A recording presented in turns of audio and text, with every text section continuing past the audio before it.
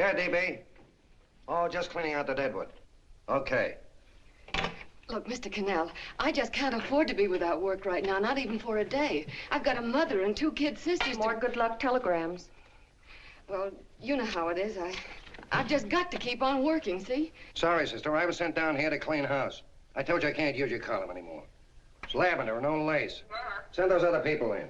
I'll tell you what I'll do. I get $30 a week. I'll take 25, 20 if necessary. I'll do anything you say. It isn't the money. We're after circulation. What we need is fireworks. People who can hit with sledgehammers. Start arguments. Oh, I can do that. I know this town inside out. Oh, give me a chance, All please. right, come in. Cashier's got your check. Who are these people? Gibbs, Furley, Cunningham, Giles. Hey, you sister. Don't forget to get out your last column before you pick up your check.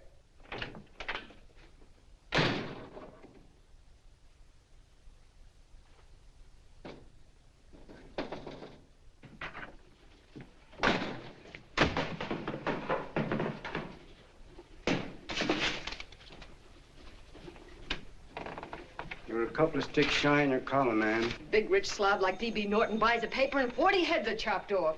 Did you get it, too? Yeah. You too? Oh, Joe. Oh, I'm sorry, darling. Why don't we tear the building down? Before you do, Ann, perhaps you'd better finish this column. Yeah, lavender and old lace. Wait, Joe. Wait. Wants fireworks, huh? Okay.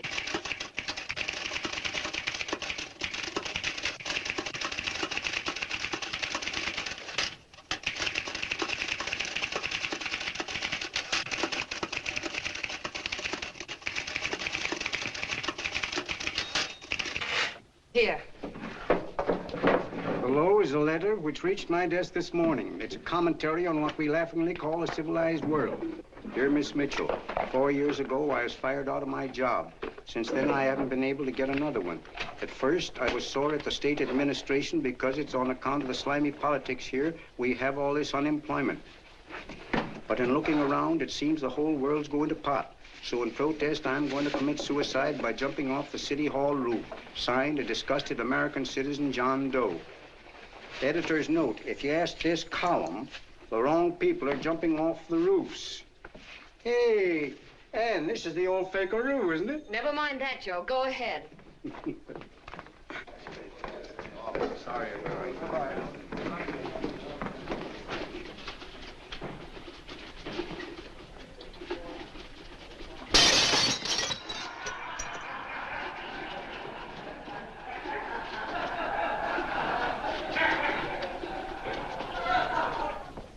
And it's because of the slimy politics that we have all this unemployment here.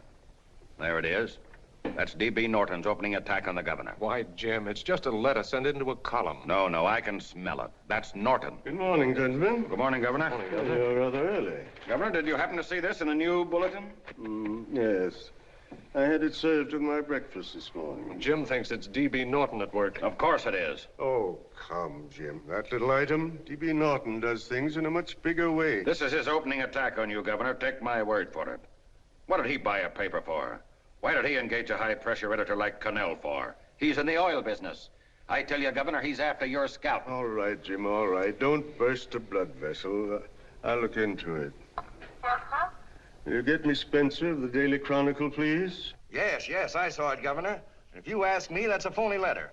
Why, that gagger's got whiskers on it. Okay, I'll get the mayor and maybe the Chamber of Commerce to go after them. Get Mayor Lovett on the phone. Sorry, the mayor's busy on the other phone. Yes, I know, Mrs. Brewster. It's a terrible reflection on our city. I've had a dozen calls already. Spencer of the Chronicle. Hold him. Just a minute. Yes, Mrs. Brewster. I'm listening. I insist that this John Doe man be found and given a job at once. Now, if something isn't done about it, I'll call out the whole auxiliary. Yes, and the junior auxiliary, too. We'll hold a meeting and see that it is. Yes, Spencer? Who? The governor? Well, what about me? It's my building he's jumping off of, and I'm up for re-election, too. What are you doing? Get Connell at the bulletin. Why, he's liable to go right past my window. Get me Connell. What was that? What? Out the window. Something just flew by. I didn't see anything. Well, don't stand there, you idiot. Go and look. Open the window. Oh, why did he have to pick on my building? Is there a crowd in the street? No, sir. Then maybe he's caught on a ledge. Look again. We'll tolerate I think it must have been a seagull. A seagull? What's a seagull doing around the city hall? That's a bad omen, isn't it? Oh, no, sir. The seagull is a lovely bird. It's all right, Mrs. Brewster. It was just a seagull. Connell? Nothing's happened yet. No, I'm watching. Don't worry, Mrs. Brewster. Just leave it all to me. Spencer, I'll call you back. Hello, Connell? What are you doing? This is the mayor. Yes, Mayor Lovett. How many times are you going to call me? I've got everybody and his brother and sister out looking for him. Did you see the box I'm running? An appeal to John Doe. Think it over, John. Life can be beautiful, says Mayor. If you need a job, apply to the editor of this paper and so forth and so forth. Okay, Mayor, I'll let you know as soon as I have something. What? Well, pull down the blinds. Been up to Miss Mitchell's house, boss. Boy, she's in a bad way. Where is she? Hey, do you know something? She supports a mother and 2 kids. What do you know about that? Did you find her? No. Her mother's awful worried about her. When she left the house, she said she was going on a roaring drunk. The girl, I mean. Go out and find her. Sure. Hey, but the biggest thing I didn't tell you, her old man's Doc Mitchell. You know the doctor saved my mother's life and wouldn't take any money for it? You remember that. Okay, boss, I'll go and look for her. Holy smokes, Commissioner, you've had 24 hours. Okay, Hawkshaw, grab a pencil. Here it is again. About 5'5", brown eyes, light chestnut hair, and as fine a pair of legs as ever walked into this office. Did you want to see me? No. I've had the whole Army and Navy out searching for you because that's a game we play here every day. I remember distinctly being fired. That's right. But you have a piece of property that still belongs to this newspaper, and I'd like to have it. What's that? The letter. What letter? The letter from John Doe. Oh. The whole town's in an uproar. We've got to find him, and the letter's the only clue. There is no letter. We'll get a handwriting expert to... What?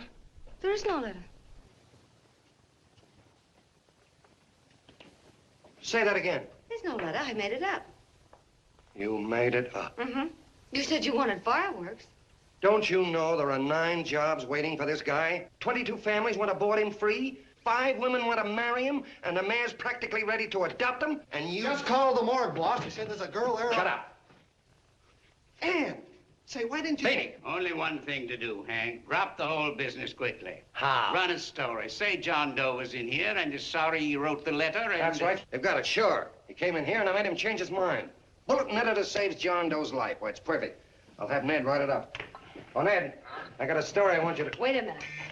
Listen, you great, big, wonderful genius of a newspaper man. You came down here to shoot some life into this dying paper, didn't you? Well, the whole town's curious about John Doe, and boom, just like that, you're going to bury him. There's enough circulation in that man to start a shortage in the ink market. In what man? John Doe. What John Doe? John Doe, the one I made up. Look, genius, now look. Suppose there was a John Doe and he walked into this office. What would you do? Find him a job and forget about the whole business, I suppose, huh? Not me. I'd make a deal with him. A deal? Sure, when you get hold of a stunt that sells papers, you don't drop it like a hot potato. Well, this is good for at least a couple of months. You know what I'd do? Between now and, let's say, Christmas when he's gonna jump, I'd run a daily on. Starting with his boyhood, his schooling, his first job. A wide-eyed youngster facing a chaotic world. The problem of the average man, of all the John Does in the world. Now, then comes the drama. He meets discouragement. He finds the world his feet of clay. His ideals crumble, so what does? He decides to commit suicide and protest against the state of civilization. He thinks of the river, but no, he has a better idea. The city hall. Why?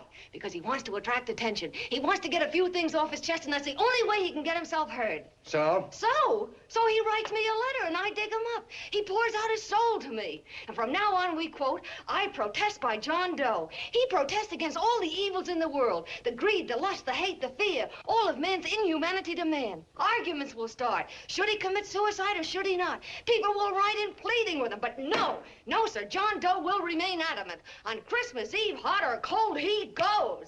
See? Very pretty. Very pretty indeed, Miss Mitchell. But would you mind telling me who goes on Christmas Eve? John Doe. What John Doe? The one we hire for the job, you lunkhead. Wait a minute. Let me get this through this lame brain of mine. Are you suggesting we go out and hire someone to say he's going to commit suicide on Christmas Eve? Is that it? Well, you're catching on. Who, for instance? Anybody. Beanie'll do. Why, sure. Who, me? Jump off a... Oh, no, any time at Christmas. I'm superstitious.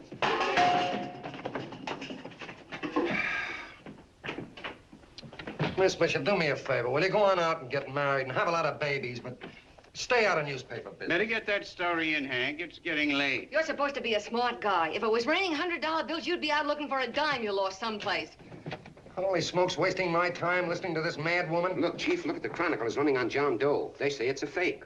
Why the no good the John Doe story, amateur journalism. It's palpably phony. It's a wonder anyone is taking it serious. What do you think of those guys? That's fine. That's fine. Now fall right into their laps. Go ahead. Say John Doe walked in and called the whole thing off. You know what that's going to sound like on top of this. That's all, Ned. Thank you. All right. Amateur journalism, huh? Why, that bunch of sophomores, I can teach them more about... Hey, boss, get a load of this. What? Look. What do they want? They all say they wrote the John Doe letter. Oh, they all wrote the letter. Tell them all to wait. Look, Mr. Connell, one of those men is your John Doe. They're desperate and will do anything for a cup of coffee. Pick one out and you can make the Chronicle eat their words. I'm beginning to like this. If you ask me, Hank, you're playing around with dynamite. No. The gal's right. We can't let the Chronicle get the laugh on us. We've got to produce a John Doe now. Amateur journalism, huh? I'll show those guys. Sure, and there's no reason for them to find out the truth either, because naturally, I won't say anything. Okay, sister, you get your job back. Plus a bonus. What bonus? Or the bonus of $1,000 the Chronicle was going to pay me for this little document. You'll find it says, I, Ann Mitchell, hereby certify that the John Doe letter was created by me. I can read. Sorry. You think this is worth $1,000, do you? Oh, the Chronicle would consider it dirt cheap. Packs everything, including a gun. Okay, sister, you got yourself a deal. Now let's take a look at the candidates. The one we pick has got to be the typical average man. Typical American that can keep his mouth shut. Show me an American who can keep his mouth shut and I'll eat him. Okay, Beanie, bring him in one at a time.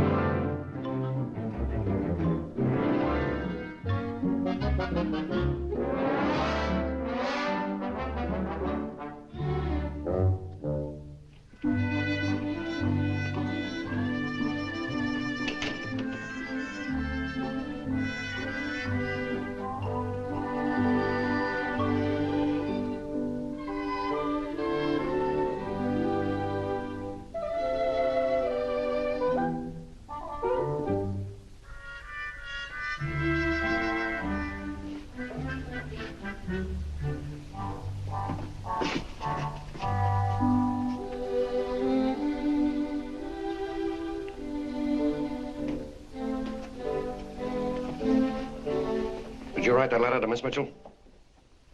No, I didn't. What are you doing up here, then? Well, the paper says there were some jobs around loose. Thought there might be one left over. Had any schooling?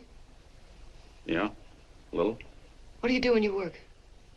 I used to pitch. Baseball? Yeah. So my wing went bad. Where'd you play? Bush leagues, mostly. How about family? Got any family? No. Oh, just traveling through, huh? Yeah. Me and a friend of mine. He's outside. Looks all right. It's perfect. A baseball player. What could be more American? Wish he had a family, though. Be less complicated without a family. Look at that face. It's wonderful. They'll believe him. Come on. What's your name? Willoughby. John Willoughby. Long John Willoughby, they called me in baseball. Would you like to make some money? Yeah. Maybe. Would you be willing to say you wrote that letter and stick by it? I get the idea. Yeah. Maybe. That's our man. He's made to order. I don't know. He don't seem like the kind of a guy that'd fall in line. When you're desperate for money, you do a lot of things, Mr. Connell. He's our man, I tell you. He's fainted. Get the water, quickly. Hurry up, Pop. Oh. Right here, sit down. You all right? Yeah, I'm all right. How many is that, 6?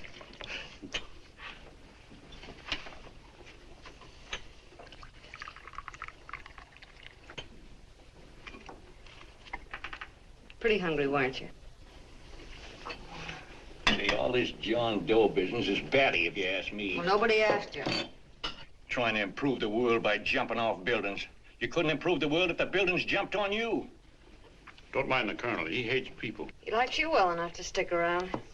Well, that's because we both play doohickeys. I met him in a boxcar a couple of years ago. I was fooling around with my harmonica, and he comes over and joins in. I haven't been able to shake him since.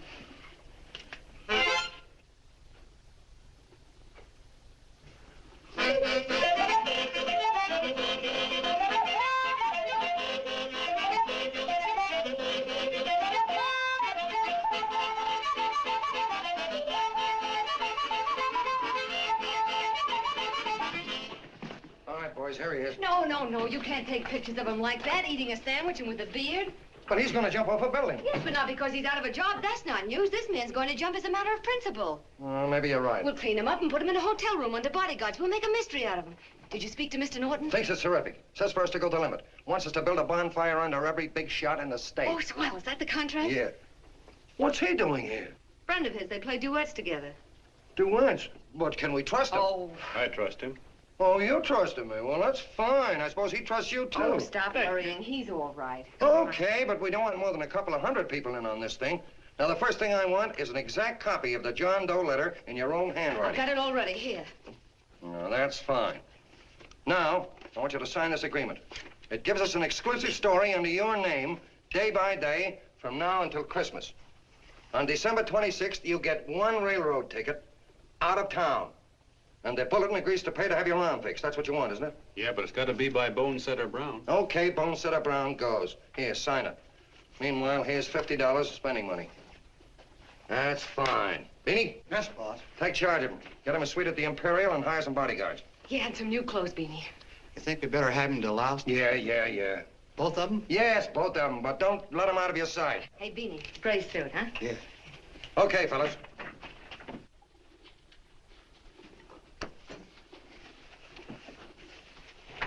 Take it easy, John Doe. And you start pounding that typewriter. Oh, boy, this is terrific. No responsibilities on our part, just statements from John Doe, and we can blast our heads off. Before you pop too many buttons, don't forget to make out that check for 1,000. Okay, fellas, now, let me see. You sit outside the door. Nobody comes in, see? You two fellas sit in here. Hey, pretty nifty, huh? You ain't gonna get me to stay here. Sure you are. No, sir. That spot under the bridge where we slept last night's good enough for me. Say, what'll I do with this baggage? Go stick him in the bedroom. Give me mine. I ain't staying. You know, we were headed for the Columbia River country before all this John Doe business came up. You remember that, don't you? Sure, I remember. Say, your ears popped coming up in the elevator. Mine did. All along, John. I tell you, it's no good. You're gonna get used to a lot of stuff that's gonna wreck you. Why, that $50 in your pocket's beginning to show up on you already. And don't pull that on me, neither. Stop worrying, Colonel. I'm going to get my arm fixed out of this. Hey, here's some cigars the boss sent us. Have one. Hey, Help cigars. yourself. No.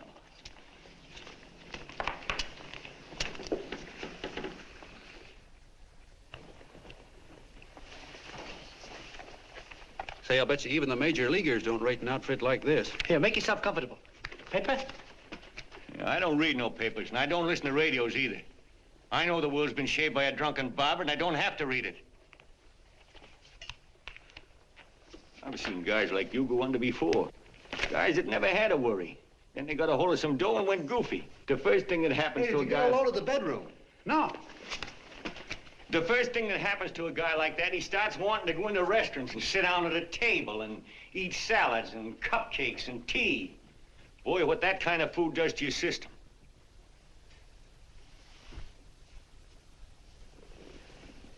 The next thing the dope wants is a room. Yes, sir, a room with steam heat, and curtains and rugs, and before you know it, he's all softened up and he can't sleep unless he has a bed.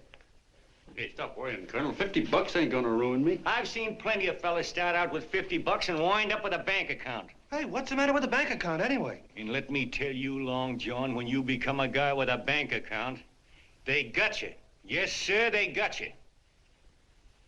Who's got him? The helots. Who? Hey, there's the City Hall tower I was supposed to jump off of. It's even higher than this. Who's got him? The helots. Woo! Hey, wait a minute!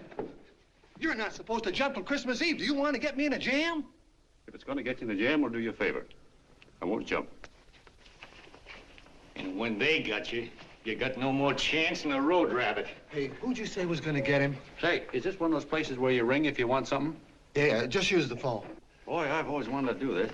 Hey, Doc, look. Look, Doc. Give me that again, will you? Who's going to get him? The helots. Who are they? Listen, Sucky, you ever been broke? Sure, mostly often. All right. You're walking along. Not a nickel in your jeans. You're free as the wind. Nobody bothers you. Hundreds of people pass you by in every line of business. Shoes, hats, automobiles, radios, furniture, everything. And they're all nice, lovable people. And they let you alone. Is that right? Then you get a hold of some dough, and what happens? All those nice, sweet, lovable people become helots. A lot of heels. They begin creeping up on you, trying to sell you something. They get long claws, and they get a stranglehold on you. And you squirm, and you duck, and you holler, and you try to push them away, but you haven't got a chance. They got you. First thing you know, you own things. A car, for instance. Now your whole life is messed up with a lot more stuff. You get license fees, and number plates, and gas, and oil, and taxes, and insurance, and identification cards, and letters, and bills, and flat tires, and dents, and traffic tickets, and motorcycle cops, and courtrooms, and lawyers, and fines, and 1,000,001 other things. And what happens? You're not the free and happy guy you used to be. You gotta have money to pay for all those things. So you go after what the other fellas got. And there you are. You're a helot yourself.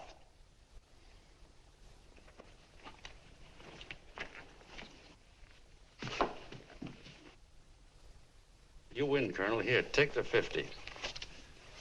Go out and get rid of it. You bet I will, just as fast as I can. I'm gonna get some canned goods, a fishing rod, and the rest I'm gonna give away. Give away? Hey, get me a pitcher's glove. I gotta get some practice. Say, he's giving it away. I'm gonna get me some of that. Hey, come back here, you helot. Well, you send up 5 hamburgers with all the trimmings, 5 chocolate ice cream sodas, and 5 pieces of apple pie. No, apple with cheese. Yeah, thanks.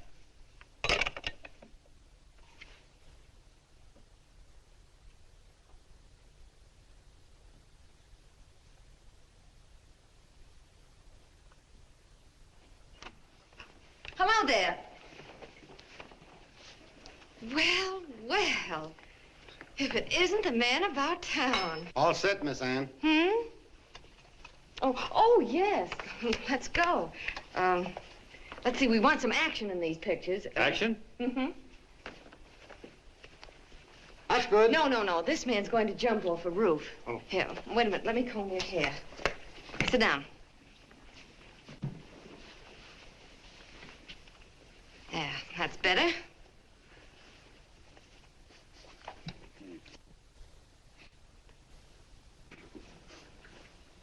You know, he's got a nice face, hasn't he? Yeah, he's pretty. Here, sit down. Quiet, egghead. All right, now a serious expression. Can't. I'm feeling too good. Oh, come on now. This is serious. You're a man disgusted with all of civilization. With all of it? Yes, you're sore at the world. Come on now. Oh, crabby guy, huh? Yeah. No.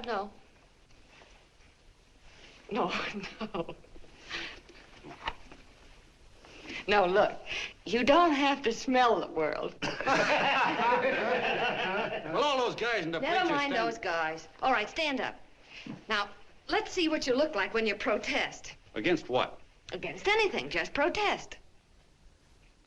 You got me. Oh, look, I'm the umpire, and you just cut the heart of the plate with your fast one, and I called it a ball. What would you do? Oh, you did, huh? Yeah. Why can't you call him right, you boneheaded... Grab it, Eddie, grab it!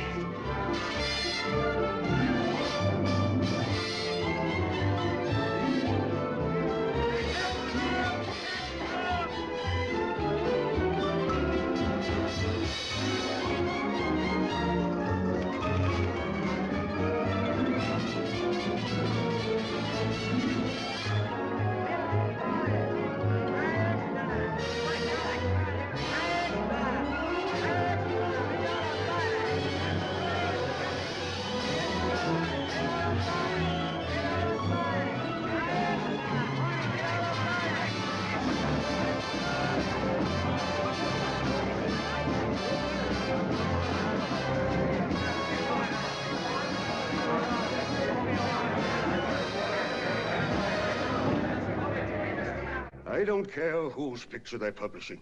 I still say that this John Doe person is a myth, and you can quote me on that.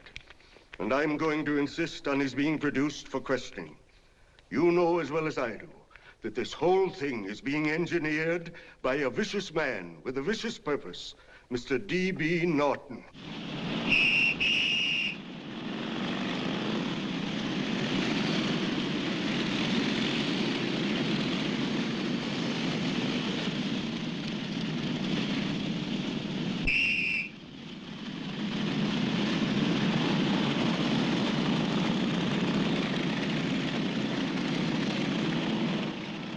Connell and Miss Mitchell are at the house, sir. Oh, they are? All right, come on. Personally, I think it's just plain stupidity to drop it. Now, you should see his fan mail, thousands.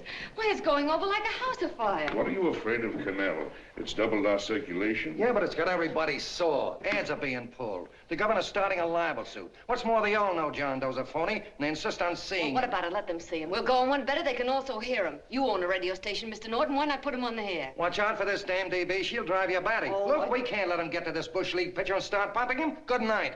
Now, tell him what that screwball might do. I walk in yesterday, here he is, standing on a table with a fishing pole, fly casting. Take my advice and get him out of town before this thing explodes in our faces. If you do, Mr. Norton, you're just as much of a dumb cluck as he is. Excuse me. No, you got yourself a meal ticket and you hate to Sure, let it's go. a meal ticket for me, I admit it, but it's also a windfall for somebody like Mr. Norton who's trying to crash national politics. That's what you bought the newspaper for, isn't it? You want to reach a lot of people, don't you? Well, put John Doe in the air and you can reach 130 million of them. He can say anything he wants and they'll listen to him. All right, we'll forget the governor and the mayor and all the small fry like that. This can arouse national interest. If he made a hit around here, he can do it every place else in the country. And you'll be pulling the strings, Mr. Norton. Go down to the office and arrange for some radio time. What, DB, you're not going to I want it as soon as possible. Okay, I just came in to get warm myself. Come on, let's go. Don't you go. I want to talk to you.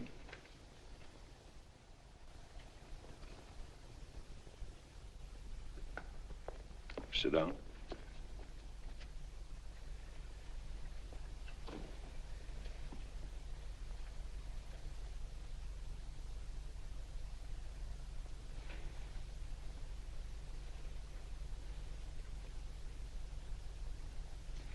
Hey, this John Doe idea was yours, huh?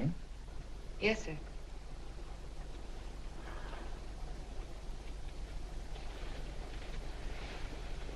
How much money do you get? $30. $30. Well, what are you after? I mean, what do you want? A journalistic career? Money. Money? Well, I'm glad to hear somebody admit it. Do you suppose you could write a radio speech that would put that fellow over? Oh, I'm sure I can. Do it, and I'll give you $100 a week. $100? That's only the beginning. You play your cards right, and you'll never have to worry about money again.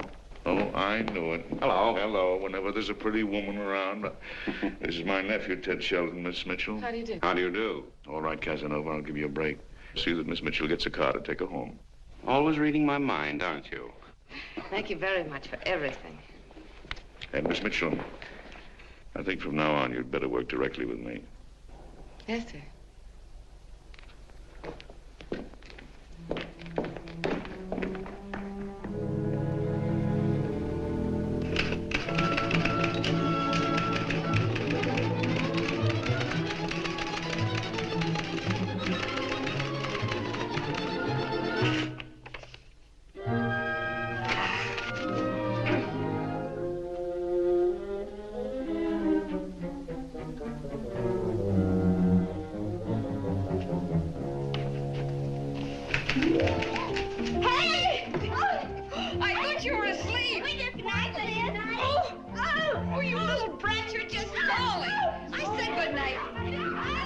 Come, children. It's past your bedtime. Go on, Mama.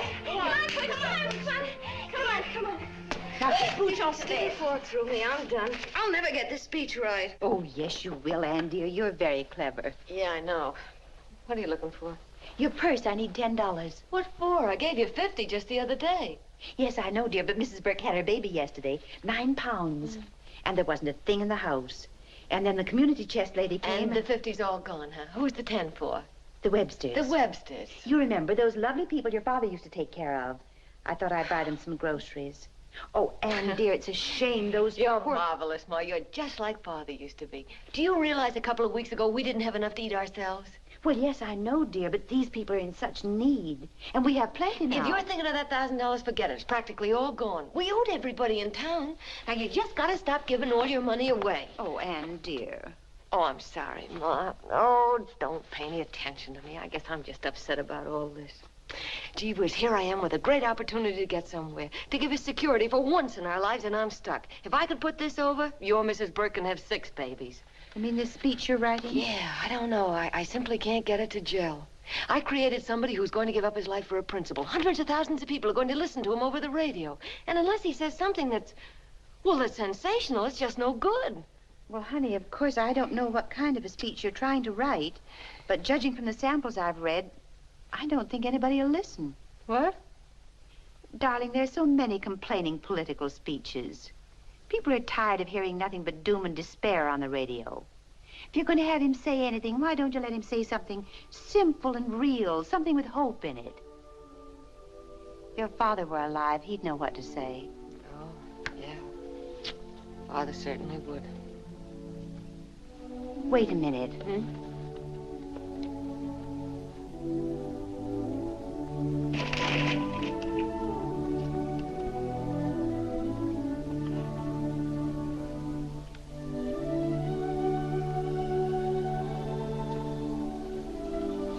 That's your father's diary, Anne.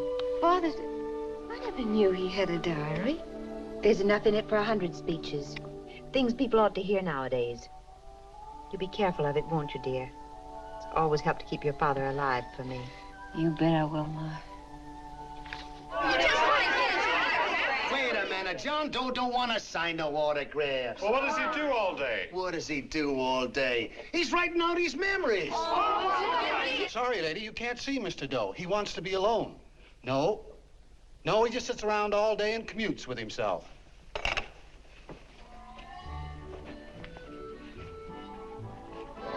Bo!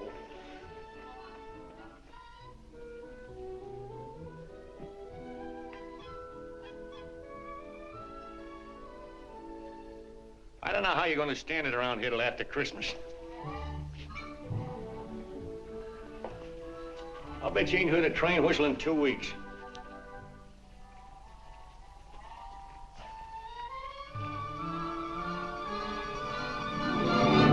Steve Wright!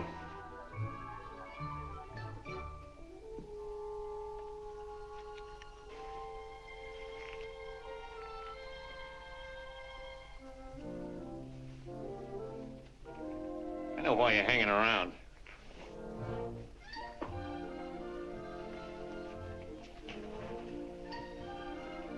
You're stuck on the girl. That's all a guy needs, is to get hooked up with a woman.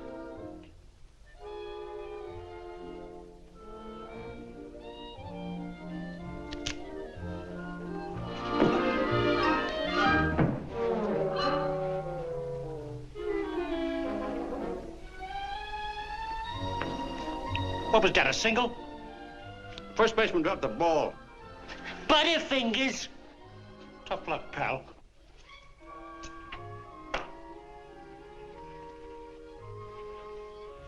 Guy has a woman on his hands. First thing he knows, his life is balled up with a lot more things. Furniture and...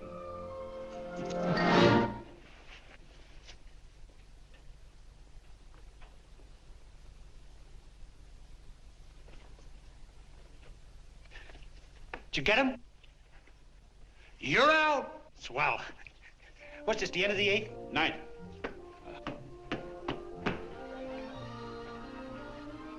Hey, Beanie, there's a couple of mugs from the Chronicle snooping around out here. Huh. Come on, Angel Face. Gangway. What's the score, Angel Face? 3-2, our favor. Gee, that's great.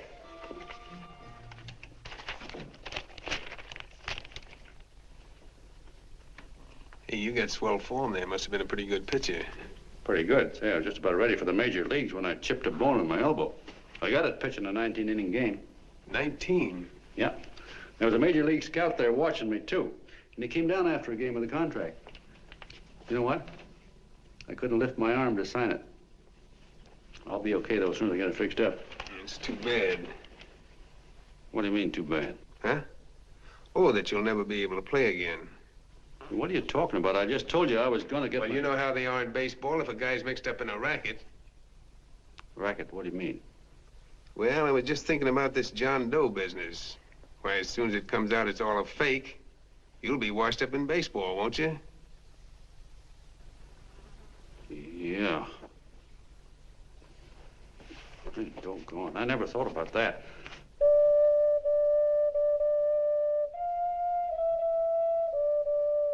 Gosh. And another thing, what about all the kids in the country? The kids that idolize ball players. What are they gonna think about you? Yeah. Hey, Colonel. Did you hear that? I gotta figure some way out of this thing. The elevators are still running. I know one way you can do it. How? Well, when you get up there on the radio, all you have to do is to say the whole thing's a frame-up. Make you a hero sure as you're born. Yeah, but how am I gonna get my arm fixed? Well, that's a cinch. I know somebody that'll give you $5,000 just to get up on the radio and tell the truth. $5,000? Yeah, $5,000, and he gets it right away. You don't have to wait till Christmas. Look out, Long John. They're closing in on you. Say, who's putting up this dough? Fellow runs the Chronicle. Here's the speech you make, and it's all written out for you. $5,000. Holy mackerel, I can see the helots coming, the whole army of them. It's on the level.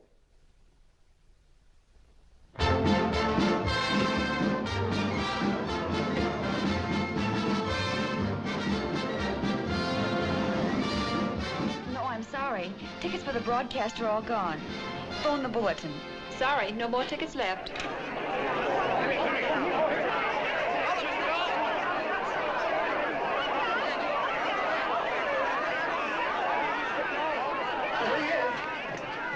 Hello, John. All set for the big night? Swell. Turn around. One moment. Now stand still. Hold it, Mr. Doe. Hold it. Big smile, Mr. Doe. That's right. Okay, Jeannie, that's All right, all. Take him stand out. here. Come on, Oh, let's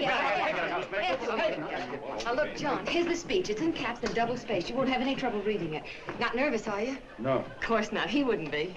Who? John Doe, the one in there. Hey, don't let your knees rattle. It picks up on the mic. Oh, Beanie, you needn't be nervous, John. All you have to remember is to be sincere. Pick up that phone, Miss Mitchell. It's for you. Okay. Hello? Yes, Mother. Oh, thank you, darling. Oh, there he is, the poor dear man. Oh, good luck to you, Mr. Doe. We want you to know that we're all for you. The girls all decided that you're not to jump off any roof at all. Even if we have to go, we'll stop it. You got the speech I gave you? Yeah. Now, look. I'll give this money to the colonel just as soon as you get started. We'll have a car waiting at the side entrance for you. Okay. How'd you get in here? Huh? Oh, I just came in to wish him Come luck. on, out. Mother says good luck, too. John, when you read that speech, please believe every word of it. He's turned out to be a wonderful person, John. Who? John Doe, the one in the speech. Oh. You know something? I've actually fallen in love with him.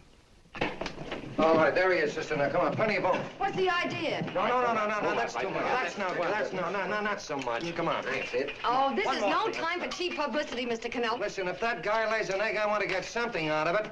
I'm getting a Jane Doe ready. Oh, come on. Here. Will you, fellas? Here you Give me a are. All right, chance. that's I enough. have to raise just one more. No, that's fine, honey. You go ahead. Ask me. You're very good. Go ahead. How you doing? Oh. All right, Benny, bring him in.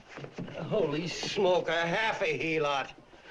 There you are, boss, just like you ordered. Symbols of little people. Okay, get him up. All right, young fella. This is ridiculous, Mr. Connell. Come on, give me a chance. The man's on the air. Come on, shut up. Oh, fellas, I told you could have all the pictures you want afterwards. No, come on, ask us. We can have a... Come on, that's right. Afterwards, you can get all the pictures you want. Thank you very much. Come on, will you? Afterwards, that's right. Come on, Snooks, you better bail out. Okay, goodbye, Mr. Doe.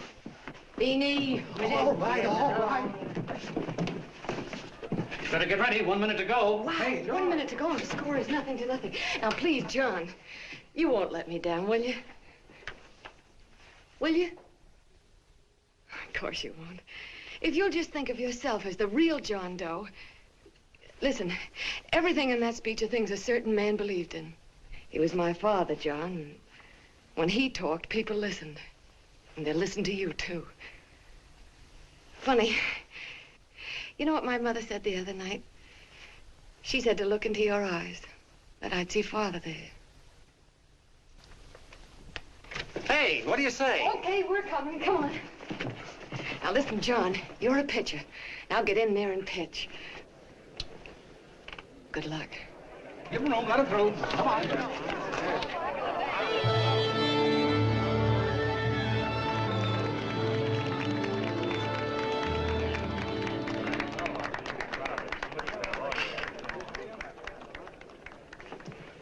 Hey, let's get out of here. There's the door right there. Hey, what are you doing here? That's what I'd like to know. Come on, out. Hey, he's a friend of mine. Never mind, let him alone. He's all right. I'll be right over there pulling for you. No, John, over here.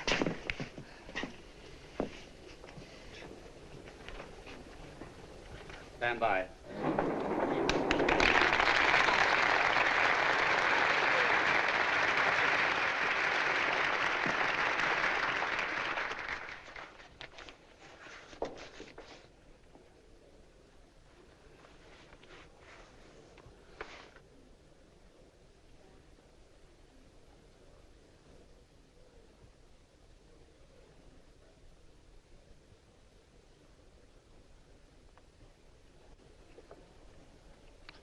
Phone the Chronicle. Tell them to start getting those extras out.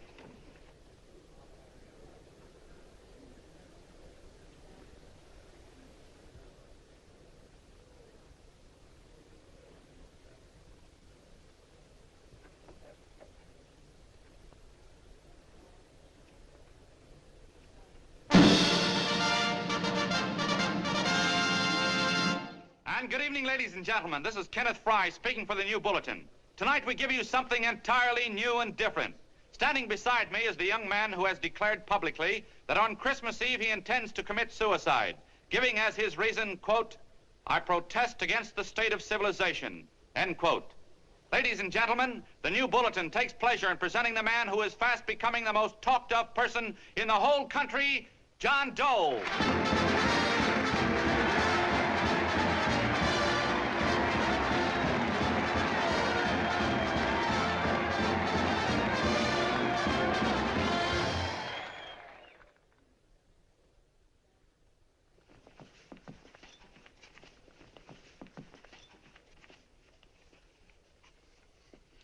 Ladies and gentlemen, I am the man you all know as John Doe. I took that name because it seems to describe the average man. And that's me. And that's me. Well, it was me before I said I was going to jump off the city hall roof at midnight on Christmas Eve. Now I guess I'm not average anymore. Now I'm getting all sorts of attention. From big shots, too. We've been double-crossed. The mayor and the governor, for instance. They don't like those articles I've been writing. You're an imposter, young fella. That's a pack of lies you're telling. Who wrote that speech for you? Benny, get that guy. Hey, kid.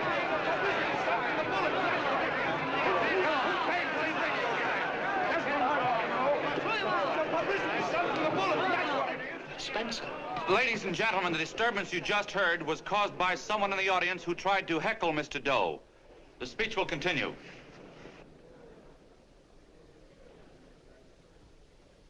Well, people like the governor and that fella there can stop worrying. I'm not going to talk about them. I'm going to talk about us. The average guys, the John Does. If anybody should ask you what the average John Doe is like, you couldn't tell him because he's a million and one things. He's Mr. Big and Mr. Small. He's simple and he's wise. He's inherently honest, but he's got a streak of larceny in his heart. He seldom walks up to a public telephone without shoving his finger into the slot to see if somebody left a nickel there.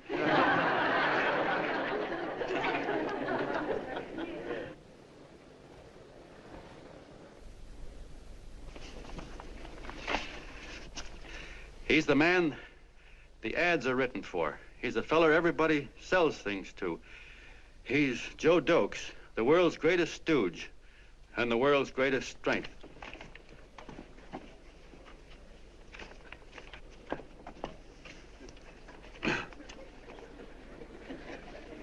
Yes, sir. Yes, sir, we're a great family, the John Does. We are the meek who are supposed to inherit the earth. You'll find us everywhere. We raise the crops, we dig the mines, work the factories, keep the books, fly the planes, and drive the buses. And when a cop yells, "Stand back there, you," he means us, the John Does. Well, what kind of a speech is that? Didn't you read it? We've existed since time began. We built the pyramids.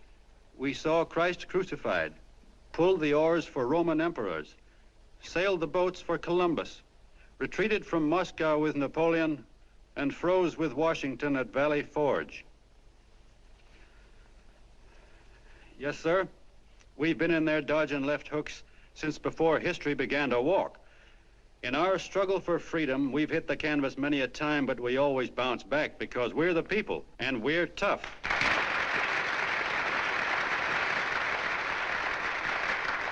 They've started a lot of talk about free people going soft, that we can't take it. That's a lot of hooey. A free people can beat the world at anything, from war to tiddlywinks, if we all pull in the same direction.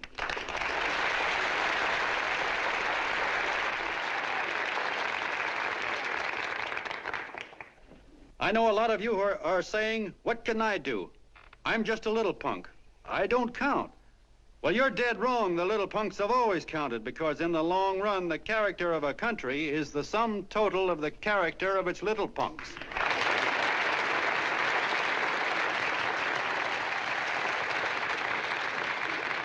But we've all got to get in there and pitch. We can't win the old ball game unless we have teamwork. And that's where every John Doe comes in.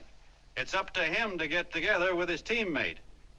And your teammate, my friends, is the guy next door to you. Your neighbor. He's a terribly important guy, that guy next door. You're going to need him, and he's going to need you, so look him up. If he's sick, call on him. If he's hungry, feed him. If he's out of a job, find him one. To most of you, your neighbor is a stranger, a guy with a barking dog and a high fence around him. Now, you can't be a stranger to any guy that's on your own team. So tear down the fence that separates you. Tear down the fence, and you'll tear down a lot of hates and prejudices. Tear down all the fences in the country, and you'll really have teamwork.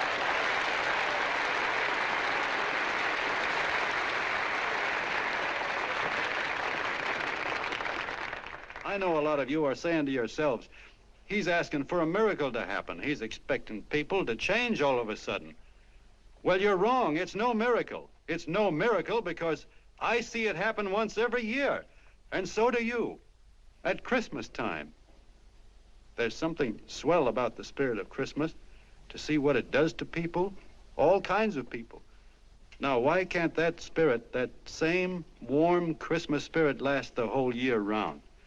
Gosh, if it ever did, if each and every John Doe would make that spirit last 365 days out of the year, we'd develop such a strength, we'd create such a tidal wave of goodwill that no human force could stand against it. Yes, sir, my friends, the meek can only inherit the earth when the John Does start loving their neighbors. You better start right now. Don't wait till the game is called on account of darkness. Wake up, John Doe. You're the hope of the world.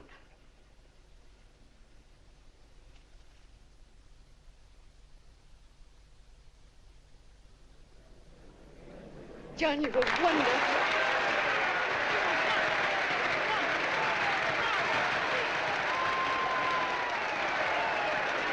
Let's get out of here. Now you're talking.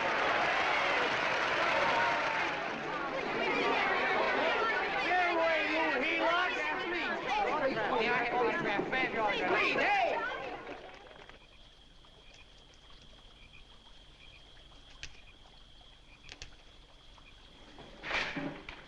I knew you'd wake up sooner or later. Boy, am I glad we got out of that mess.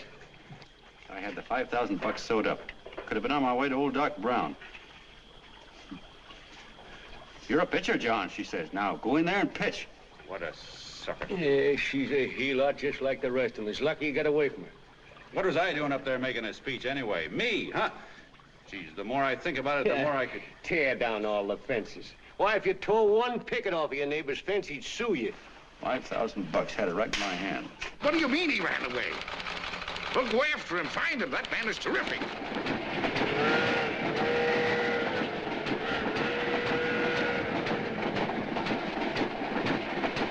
Columbia River, here we come.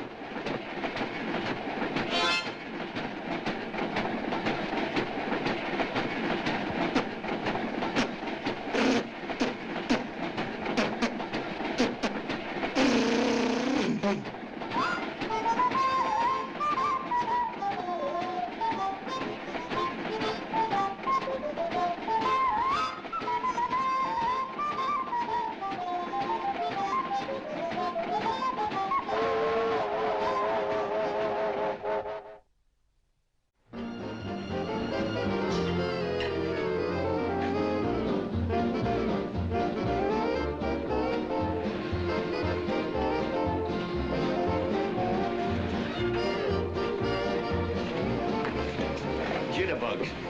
Yeah. Say, how much money we got left? 4 bits. Better make it donuts, huh? Yeah.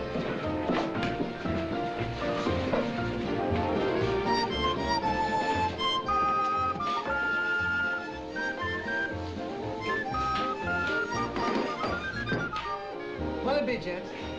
Have you got a couple of steaks about that big and about that thick? Yeah, with hash brown potatoes and tomatoes and apple pie and ice cream and coffee. And donuts, I know. Hey, Ma! Seekers, a pair. Fingers a pair coming up. Glad he took the tea out of that.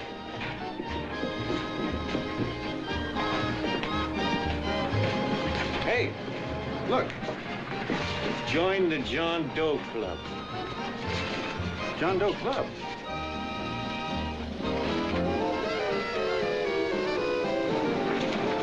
Uh-oh. You John Doe? Who?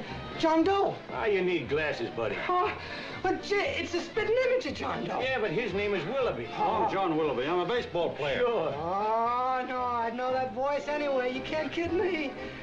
You John Doe. Hey, Ma! Ma!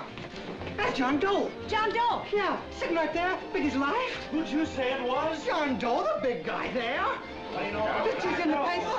That's John Guy. John Doe. John Doe. Sitting right there, John Doe.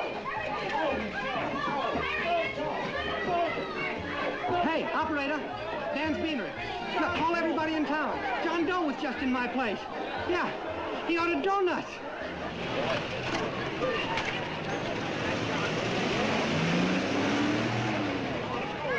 John Doe.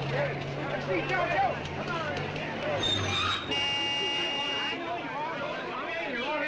John Doe, we're all neighbors. And my office is packed like a sardine box. What does John Doe look like, Mr. Mayor? Oh, he's one of those great big outdoor type men. No, you can't see him. You didn't vote for me the last time. Shame on you. What are you doing there? Get off my front porch anyhow. Mr. Norton come yet? Oh, well, I wonder where he's at. What's keeping him? He should have been here 15 minutes ago. Oh, there he comes now. Now, everybody on your dignity. Don't do anything to disgrace us. A little town, but we got to show off. Better let me talk to him. All right, but present it to him as a great cause for the common man. Ah, here they come. Now, give him room down there. Give him room, folks. Come on now. Come on. Here they come. Here they come. Here's Mr. Norton. How do you do, Mr. Norton? I'm Mayor Hawkins. Yes, Mr. Norton. Let me go, you darn fool. I'm the mayor. Mr. Norton. Mr. Norton. Mr. Norton. I'm Mayor Hawkins. Your office telephoned me to hold him. Well, that's fine. How is he? Oh, he's fine. He's right in my office there. You know, it's a great honor having John Doe here, and you too. Haven't had so much excitement since the old City Hall burned down.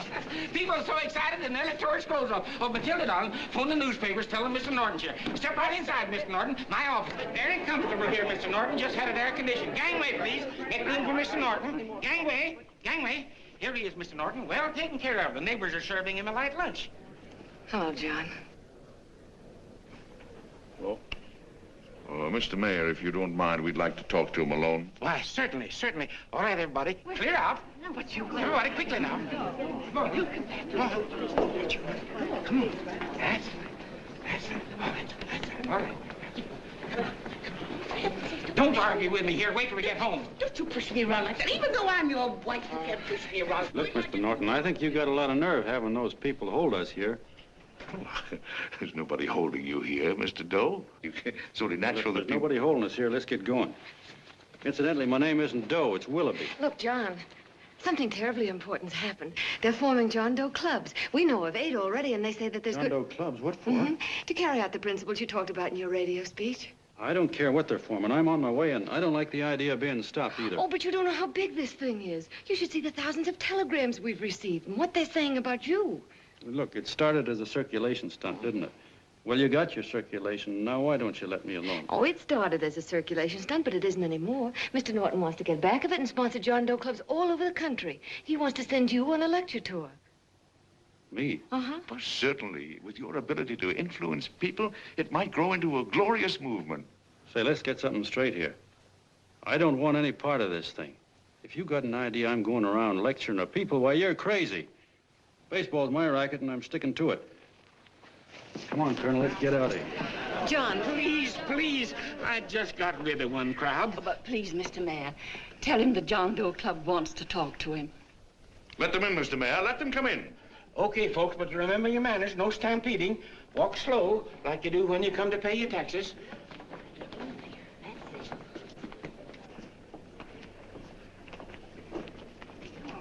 Okay.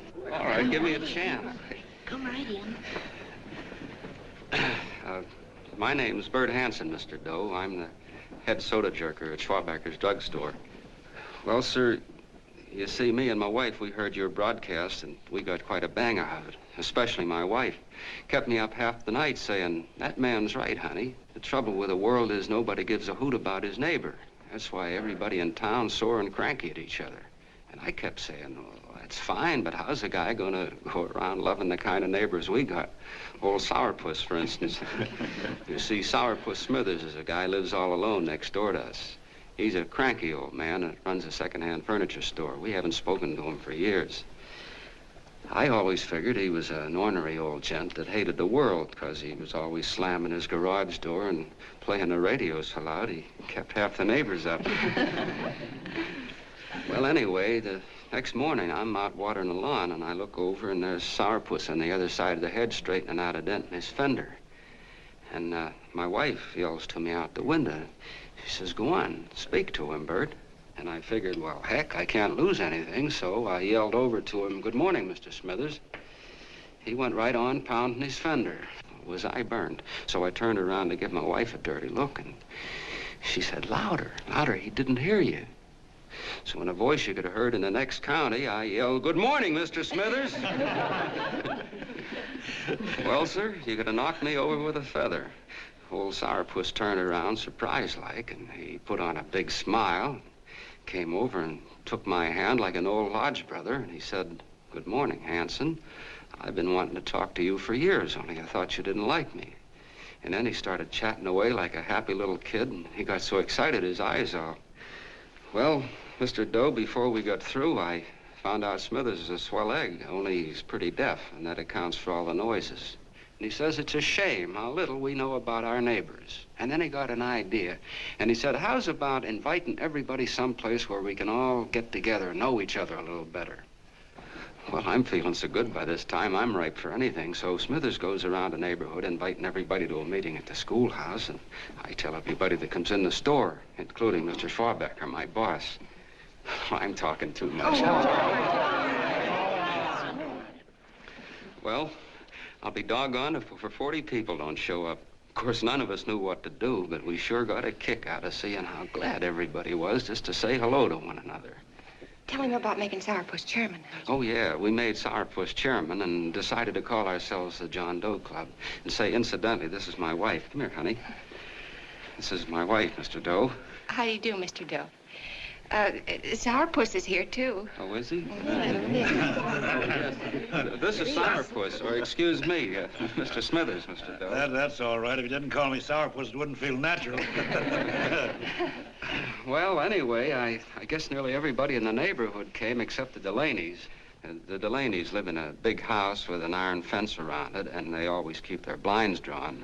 And we always figured that he was just an old miser that sat back counting his money, so why bother about inviting him?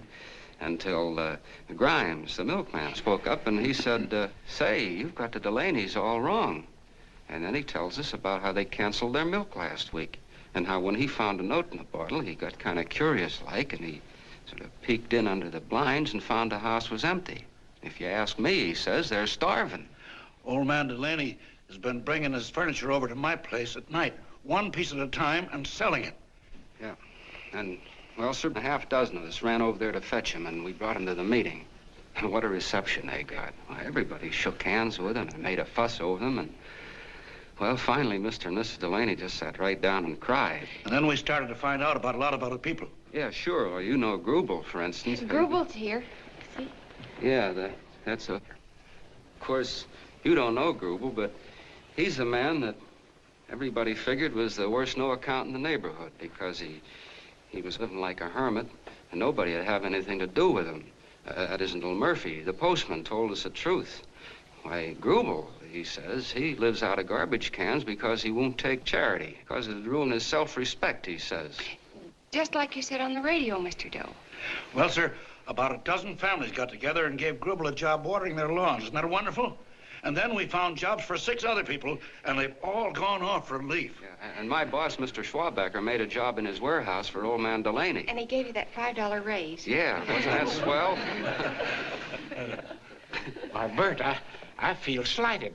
I'd like to join, but nobody asked me. I'm sorry, Mayor, but we voted that no politician could join. Just the John Does of the neighborhood, because you know how politicians are. Well, the reason we wanted to tell you this, Mr. Doe, was just to give you an idea of what you started. And from where I'm sitting, I don't see any sense in you jumping off any building. No. Well, thank you for listening. Goodbye, Mr. Doe. You're a wonderful man. And it strikes me you can be mighty useful walking around for a while. Hey, goodbye, Mr. Doe. Goodbye, Mr. Doe.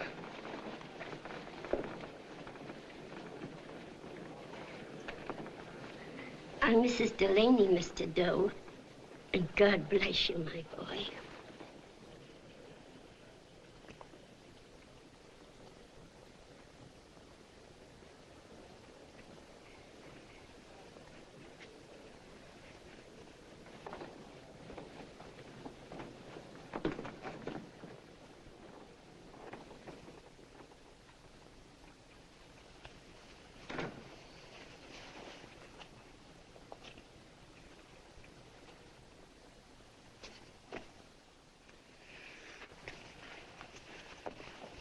Gee whiz, I'm all mixed up.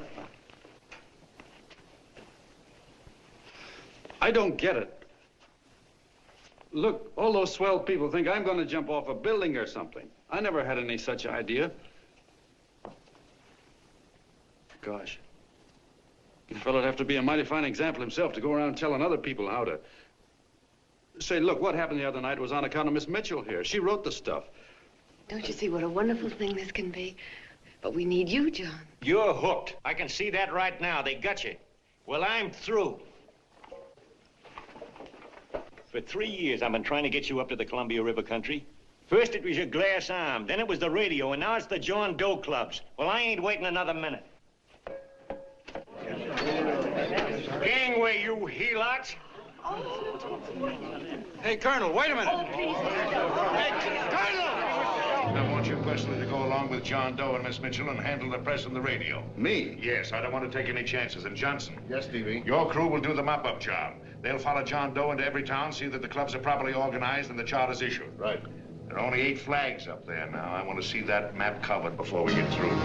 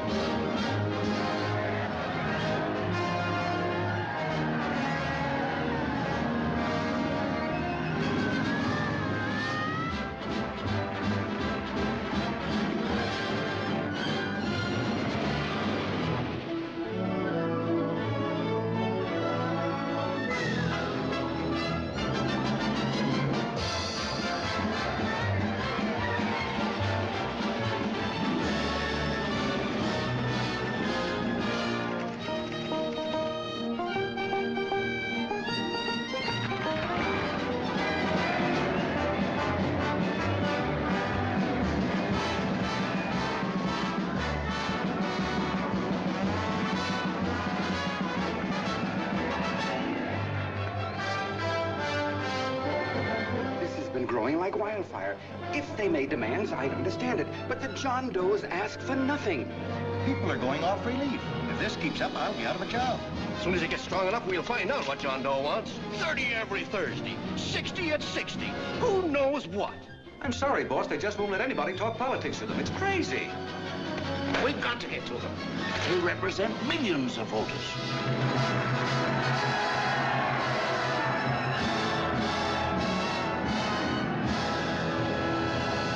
I tell you, ladies and gentlemen, this thing has been nothing short of a prairie fire. We've received so many applications for charters to the John Doe clubs, we haven't been able to take care of them. I'd hate to have that many pins stuck in me. This John Doe convention is a natural. It's going to put our city on the map. Why, over 2,400 John Doe clubs are sending delegates. Can you imagine that? You, Mr. Mayor, will be the official host. You will make the arrangements for decorating the city, parades, and a reception for John Doe when he gets home. And don't wear your high hat. No high hat? No high hat. And from you, Connell, I want a special John Doe edition every day until the convention is over. And now, if you will, please step into the outer office and look your prettiest because there are photographers there to take pictures of this committee. Don't worry, Libby. Everything will be taken care of. Isn't it all too wonderful? Gather down here in a nice group and I'll get a nice picture of you. Oh, Mr. Mayor, would you step down in front row, please? You ladies get close to him. That's it. Well, I don't get it. Get what? Look, DB, I'm supposed to know my way around. This John Doe movement has cost you a fortune. Now, this convention is going to cost plenty. Well? Well, I'm stuck with 2 and 2, and I'm a sucker if I can make 4 out of it. Where do you come in? You'll have the satisfaction of knowing that my money has been spent for a worthy cause. I see. I better stick to running the paper, huh? I think maybe you better had. And Connell, I'd like to have the John Doe contract, all the receipts for the money we advanced him with the letter Miss Mitchell wrote, for which I gave her $1,000. Yes, sure. Well, we leave for the airport. Half an hour. Is that Johnny boy's room? Better hustle him up. He'll be ready on time. He's packing. Ah, good. Did you see his picture on the cover of Time? Yeah. I gotta give you credit, Annie girl. I've handled a good many big promotions in my time. Everything from a World's Fair to a channel swimmer. But this one has certainly got me spinning. And now a John Doe convention. Wow. Say, if you could only get him to jump off the City Hall roof on Christmas Eve, I'd guarantee you 500,000 people there. Charlie. Huh? What do you make of him? Oh, Johnny boy? Well, I don't know what angle you want, but I'll give it to you quick. Number 1, he's got great yokel appeal, but he's a nice guy. Number 2, he's beginning to believe he really wrote that original suicide letter that you made up. Number 3, he thinks that you're Joan of Arc or something. Yeah, I know. Number 4, well, you know what number 4 is. He's nuts about you. Yeah, it's running out of his ears. You left out number 5. We're all heels, me especially. Holy smoke. Come in.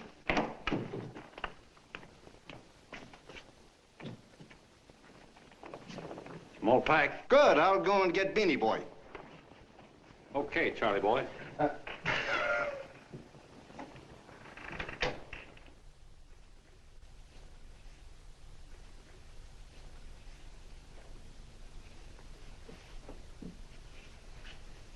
Can I help you pack? No, thank you.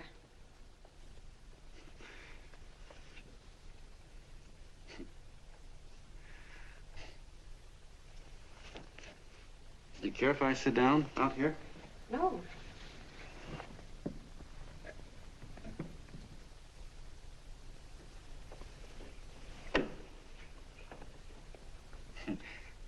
You know, I had a crazy dream last night. It was about you. About me? Yeah, sure was crazy. I dreamt I was your father.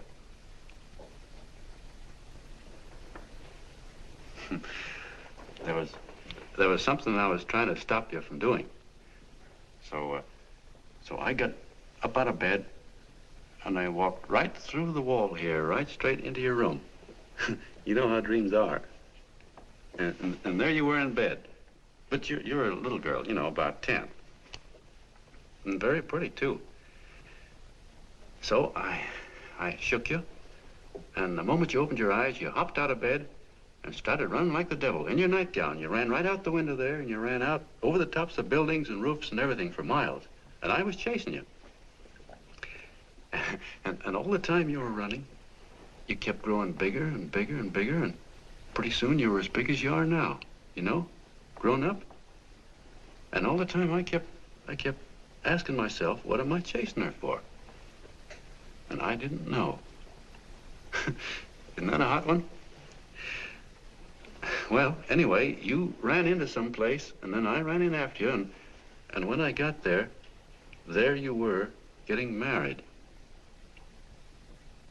And the nightgown had changed into a beautiful wedding gown. You sure look pretty, too. And then I knew what it was I was trying to stop you from doing. Dreams are sure crazy, aren't they? Well, would you like to know who it was you were marrying? Oh, a tall, handsome Ubangi, I suppose. No, not that bad. It was that fellow that sends you flowers every day. What's his name? Mr. Norton's nephew? Ted Sheldon. Yeah, that's the one. But here's the funniest part of it all. I was the fellow up there doing the marrying, you know, the justice of peace or something. You were? I thought you were chasing me. Well, yes, I was, but I was your father then, you see. But the real me, John Doe, or that is, Long John Willoughby, I was the fellow up there with the book. You know what I mean? I guess so. Then what happened? Well, I took you across my knee and I started spanking you. That is, I didn't do it. I mean, I did do it, but it wasn't me, you see. I was your father then. Well, I held you across my knee and I said, Annie, I won't allow you to marry a man that's just rich or that has his secretary send you flowers. The man you marry has got to swim rivers for you. He's got to climb high mountains for you. He's got to slay dragons for you. He's got to perform wonderful deeds for you. Yes, sir. And all the time, the guy up there, you know, with the book, me, just stood there nodding his head. And he said, go to it, Pop.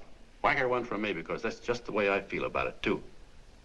So he said, come on down here and whack her yourself. So I came down and I whacked you a good one, see? Then he whacked you, and I whacked you another one. We both started whacking you like... Well, if you're through whacking her, come on, let's get going. Okay, fellas, right in here. You go out the side entrance, there's a bunch of autograph seekers out front. We'll be down with the bags in a minute. Come on, don't make a government project out of this. Hi, Benny. When's our plane take off?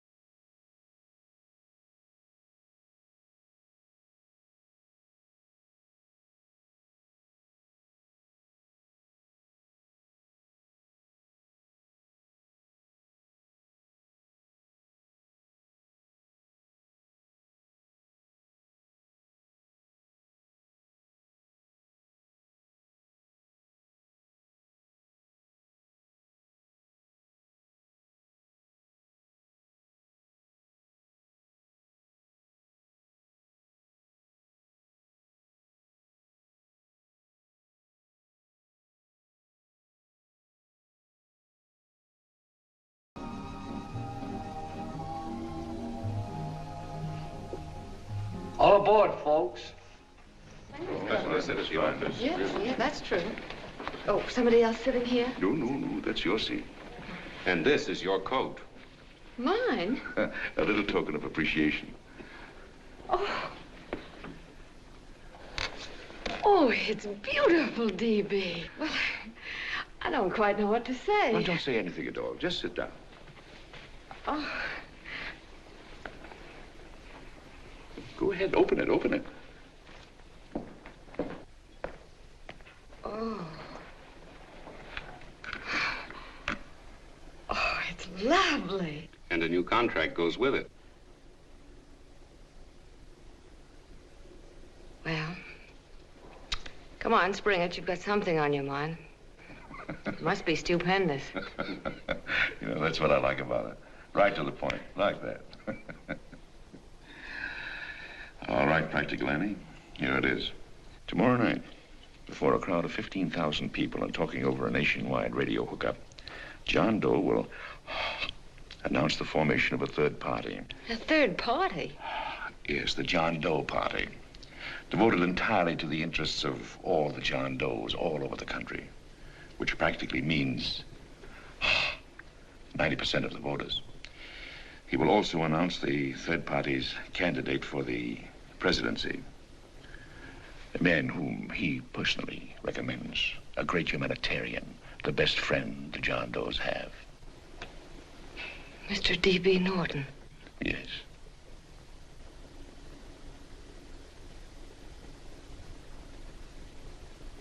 Wow.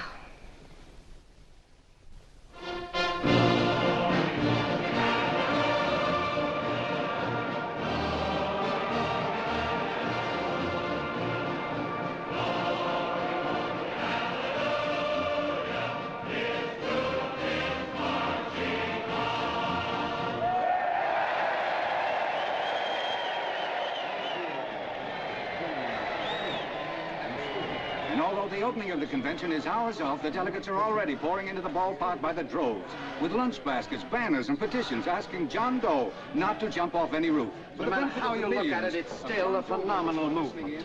These John Does, or the hoi polloi, as you've heard people call them, have been laughed at and ridiculed, but here they are, gay and happy, having traveled thousands of miles, their expenses paid by their neighbors, to come here to pay homage to their hero, John Doe. And in these days of wars and bombings, it's a hopeful sign that a simple idea like this can sweep the country. An idea based on friendliness, on giving and not taking, on helping your neighbor and asking nothing in return.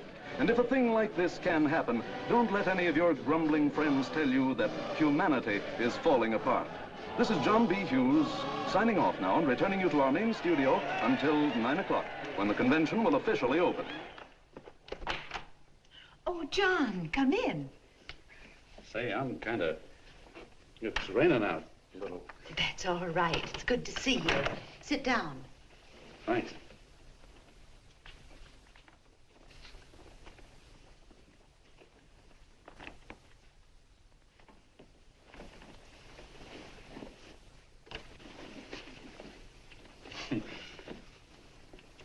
It's for Anne.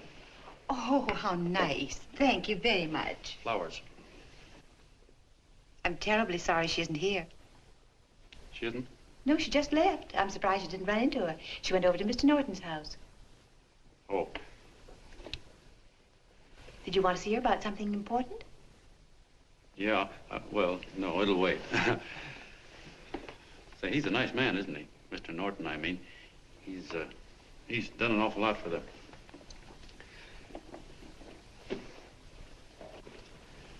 Well, say, my coat's pretty wet. I'm afraid I might have wet the couch a little.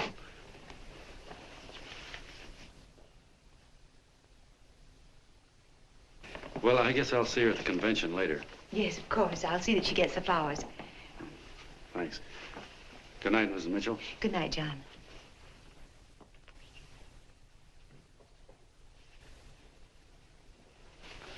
Say, Mrs. Mitchell, I'm kind of glad Anne isn't here. You see, I came over here hoping to see her alone, and kind of hoping I wouldn't, too, you know what I mean? There was something I wanted to talk to her about. But, well, it'll wait, I guess. Good night. Good night, John. Say, look, Mrs. Mitchell, have you ever been married? Oh, I'm sure you have. Gosh, that's pretty silly. I guess you must think I'm kind of batty. Well, I guess I'd better be going at that. John, my husband said, I love you. Will you marry me? You did? What happened? I married him. Well, yeah, that's what I mean, see? It was easy as all that, huh? Uh-huh. Yeah, but look, Mrs. Mitchell, you know, I love Ann, and it's going to be awfully hard for me to say it because, well, you know, she's so wonderful. And, well, the best I ever was a Bush League pitcher. And, you know, I think she's in love with another man, the one she made up. You know, the real John Doe. Well, that's pretty tough competition. I bet you he'd know how to say it all right. On me, I get up to it and around it and in back of it, but I never get right to it. You know what I mean? So the only chance I've got is, well, if somebody could kind of give her a warning, sort of prepare her for the shock. You mean you'd like me to do it? Hmm? Well, I was thinking that, yeah, you know, sort of break the ice. Of course I will, John. Gee, listen. Thank you, Mrs. Mitchell. Hey, you're okay.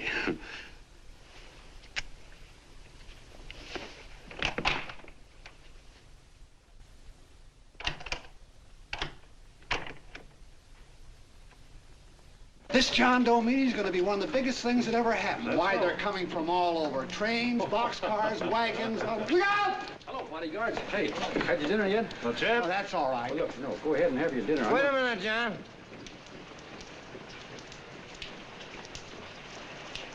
Hello, Mr. Connell. How are you, John?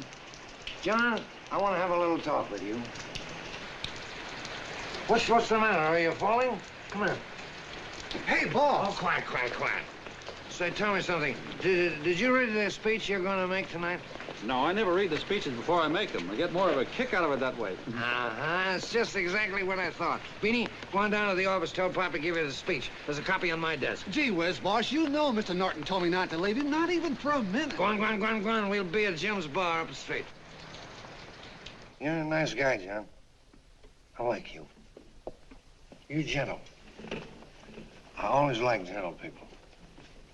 Me, I'm hard. Hard and tough. I got a use for hard people. Gotta be gentle to suit me. Like you, for instance.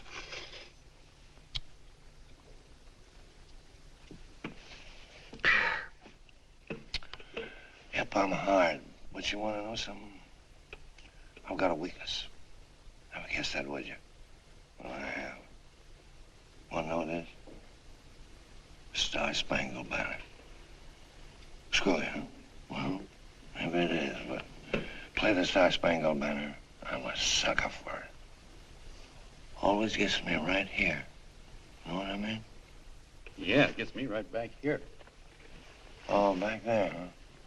Well, every man to his own taste. You weren't old enough. You weren't old enough for the World War, were you, Jim? No, of course not. No, you must have been just kidding. I was just ripe and raring to go. You know what my old man did when I joined up? He joined up, too. Got to be a sergeant. And here's a kick for you. We were in the same outfit. Funny, huh? Hmm?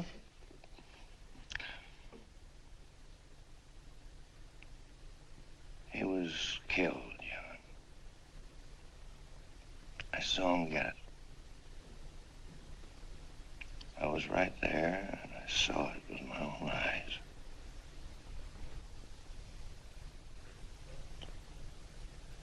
Me, I came out without a scratch. That is, excepting my ulcers.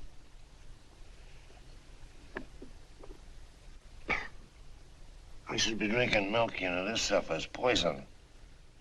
Hey, Tubby. Yes, Mr. Connell? What do you say, huh? All right. Yep, I'm a sucker for this country. I'm a sucker for the Star-Spangled Banner, and I'm a sucker for this country. I like what we got here. I like it.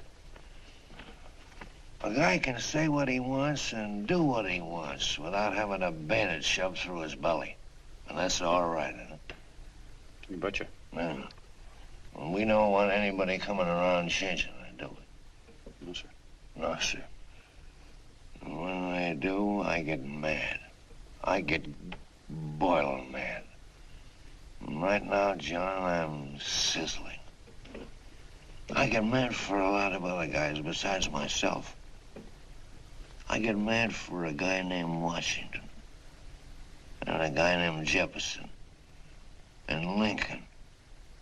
Lighthouses, John. Lighthouses in a foggy world. You know what I mean? Yeah, you bet.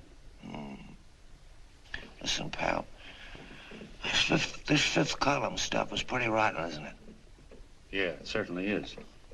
And you'd feel like an awful sucker if you found yourself marching right in the middle of it, wouldn't you? You. Of course, you would have known it because you're gentle. But that's what you're doing. You're mixed up with a skunk, my boy. A no-good, dangerous skunk. Say, you're not talking about Mr. Norton, are you? I'm not talking about his grandfather's pet poodle. You must be wrong, Mr. Connell. Because he's been marvelous about the John Doe clubs. Yeah? Say, you're sold on this John Doe idea, aren't you? Sure. Sure. I don't blame you. So am I. It's a beautiful miracle.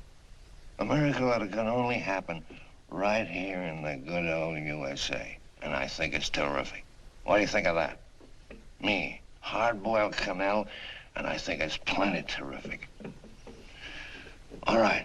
Now, supposing a certain unmentionable worm whose initials are DB was trying to use that to shove his way into the White House so he could put the screws on, so he could turn out the lights in those lighthouses. What would you say about that, huh? Nobody's going to do that, Mr. Connell. They can't use the John Doe clubs for politics. That's the main idea. Is that so? Then what's a big political boss like Hammett doing in town? And a labor leader like Bennett? And a lot of other big shots are up at DB's house right now. Wolves, John. Wolves. Waiting to cut up the John Does. Wait till you get a gander at the speech you're going to make tonight. You're all wet. Miss Mitchell writes those speeches. Nobody can make her write that kind of stuff. They can't, huh? Who do you think writes them? My Aunt Emma? I know she writes them. And gets a big bonus for doing them, too. A mink coat and a diamond bracelet. Don't write them. Why, that gold-grabbing dame would double-cross her own mother for a handful of Chinese yen. Shut up. If you weren't drunk, I'd... Hey, boss. Here's the speech, boss. Hey. Go on and read it, John, and then start sucking. Hey, wait a minute, Mr. Doe. Tubby? Yes, sir. Better bring me a glass of milk. I'm smoking too much. Yes, Charlie? Got everything all set? Fine. John Doe been taken care of? Good. How many people do you think will be there? 15,000? Oh, my, that's fine. Now, listen, Charlie. As soon as John Doe stops talking about me, I want you to start that demonstration. And make it a big one, you understand? Don't worry about that, DB. My boys are there. They'll take care of it. What? Yes, I'll be there 15 minutes after I get your call. Why, Mr. Doe. Where are they? In the dining room, sir.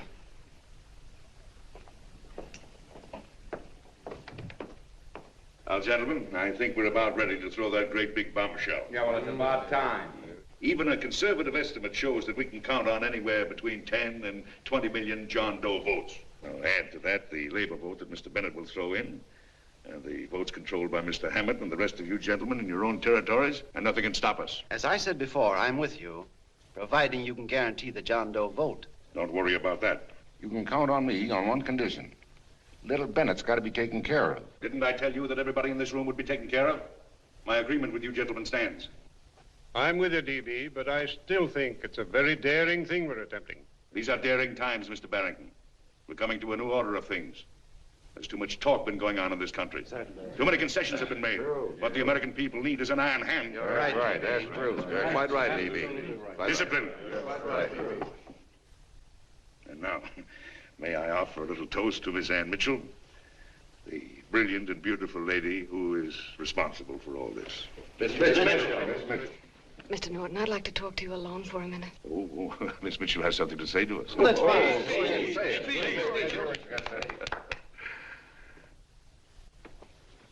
Hello.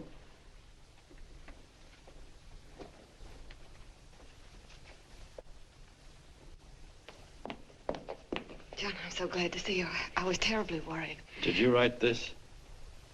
Yes, I did, John, but I had no idea what was going on. You didn't? No. That's a swell bracelet you're wearing. John, why aren't you at the convention?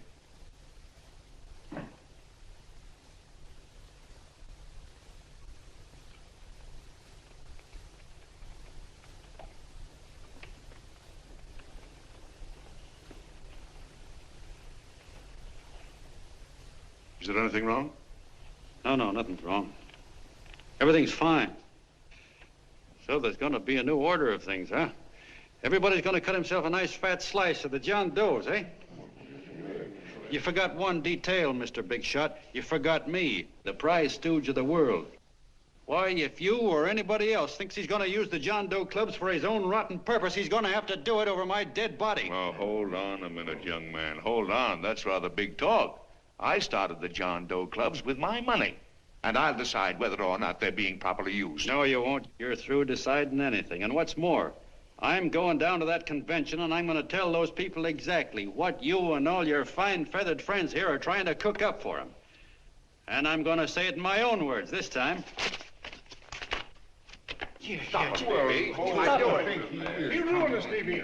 Wait a minute, fella. My uncle wants to talk to you. Listen to me, my son.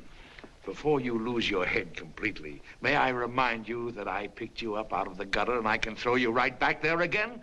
You've got a nerve accusing people of things. These gentlemen and I know what's best for the John Does of America, regardless of what tramps like you think. Get off that righteous horse of yours and come to your senses. You're the fake.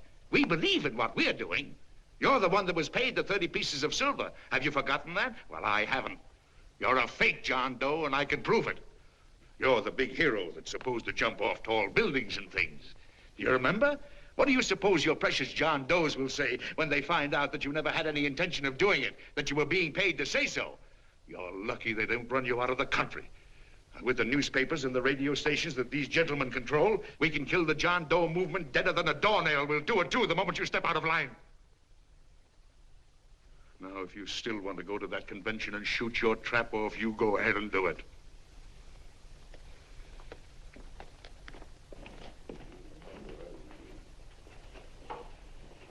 You mean to tell me you try to kill the John Doe movement if you can't use it to get what you want? You bet your bottom dollar we would.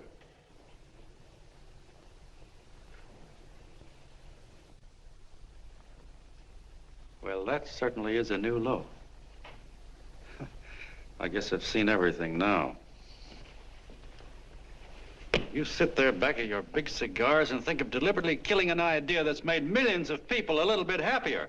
An idea that's brought thousands of them here from all over the country, by bus and by freight and jalopies and on foot, so they could pass on to each other their own simple little experiences.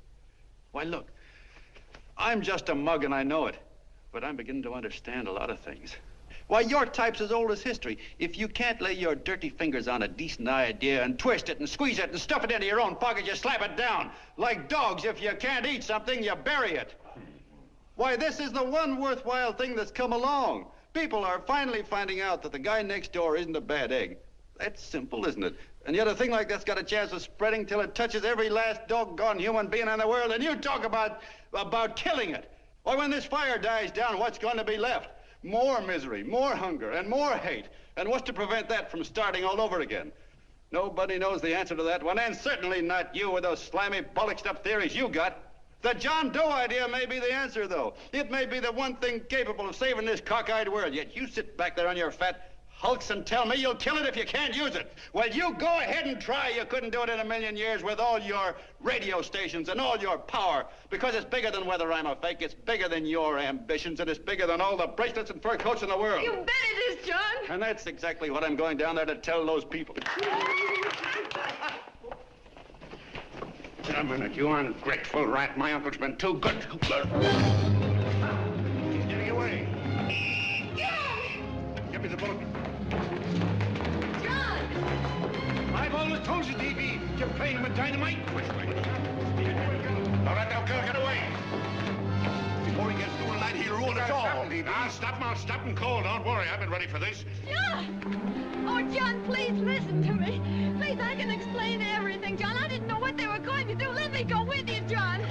John, please. Go ahead, driver. Ballpark. Explain it to you, John. Please let me go with you. Please. John! Mr. Martin wants to see you. Listen to me, Mayor Lovett. You do as I say. I want them both arrested. You tell the police department to pick up Connell. I've got the girl here. I've got the bullet. I don't care what you charge him with. If you're worried, let him go in the morning, but keep him in jail overnight. Hello, Bulletin. Put that wire on.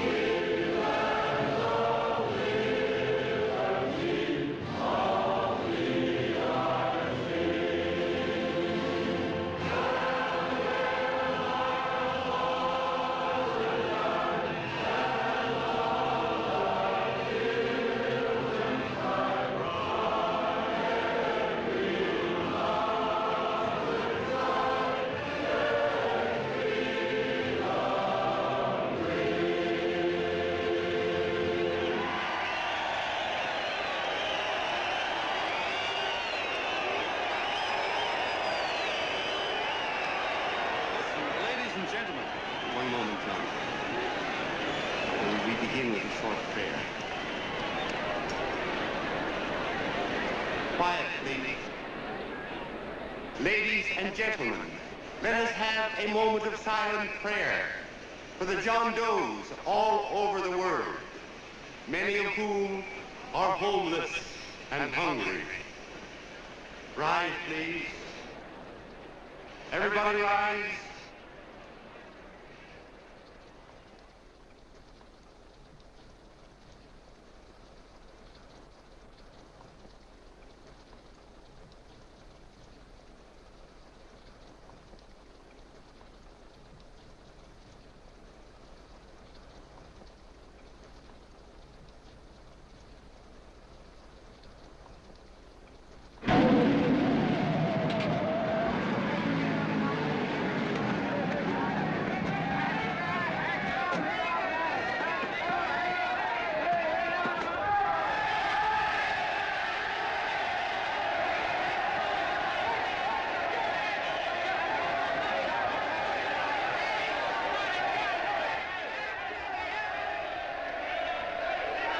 Newsboys. Hundreds of yelling newsboys are swarming into the park like locusts. They're yelling John Doe's a fake. Fake.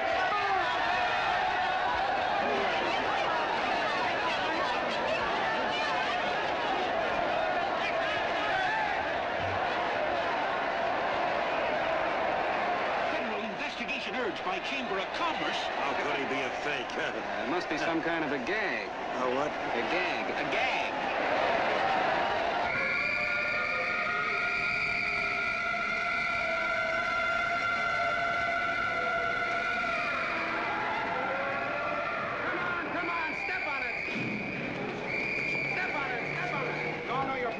so let's get going. Wait for the paper. Hey, miss, will you autograph my balloon? Sure.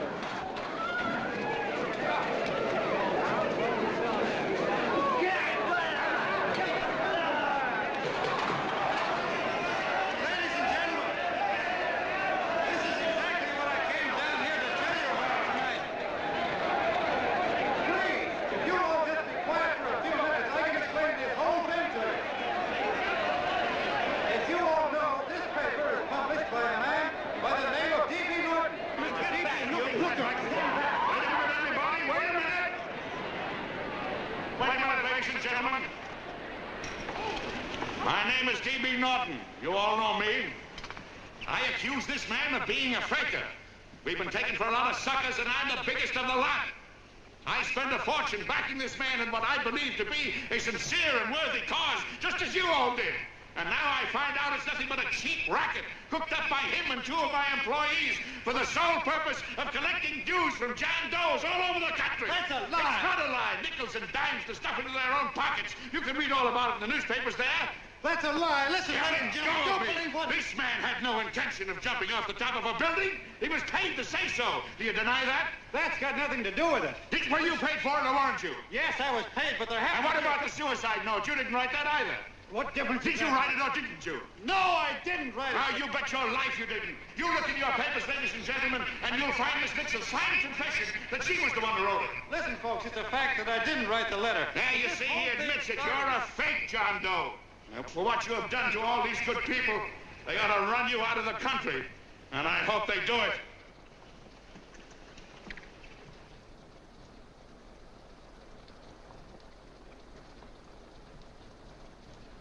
Speak up, John. We believe you.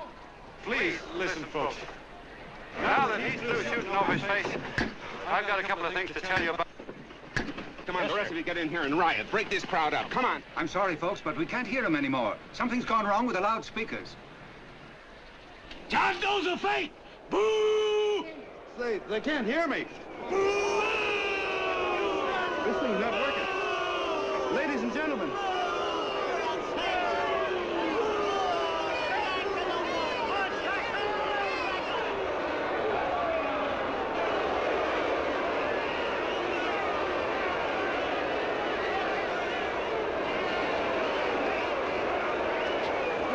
This thing's bigger than whether I'm a fake. Look, Kurt, you believe me, don't you? Sure, I believe you.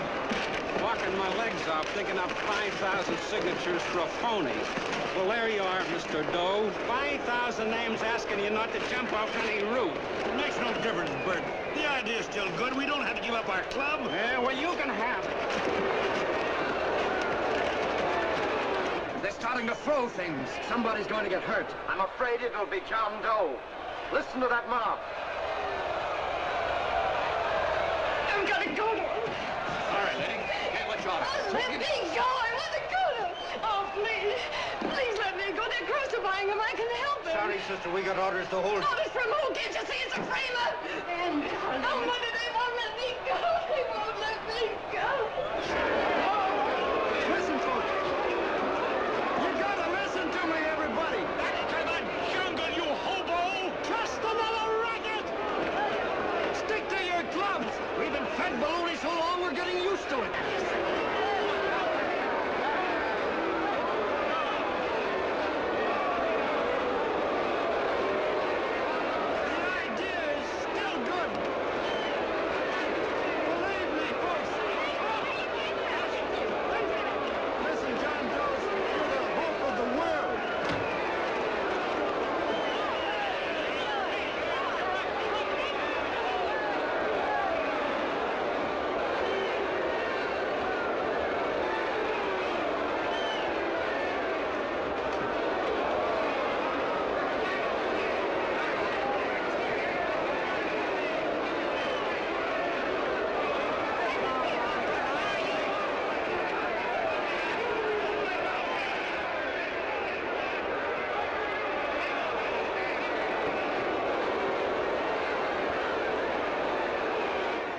Managed to get him out of the park.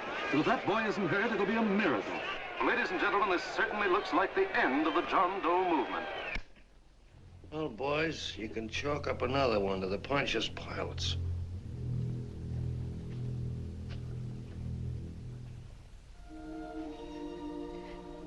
I should have been there. I could have helped him. He was so all alone. A lot of us are going to be mighty ashamed of ourselves after tonight. We certainly didn't give that man much of a chance.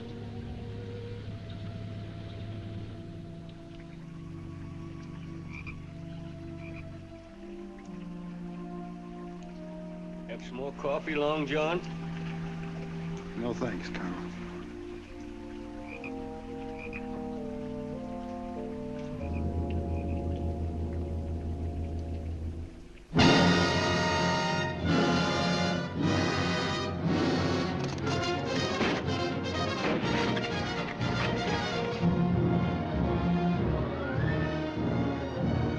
Racketeer, liar, cheat, imposter. Why don't you jump? Christmas Eve at midnight. Goodbye, Mr. Doe. You're a wonderful man. And God bless you, my boy. Now get in there and catch. You're a fake John Doe, and I can prove it. You're the big hero who's supposed to jump off tall buildings and things. Do you remember? What do you suppose your precious John Does will say when they find out that you never had any intention of doing it, that you were being paid to say so? Christmas Eve at midnight.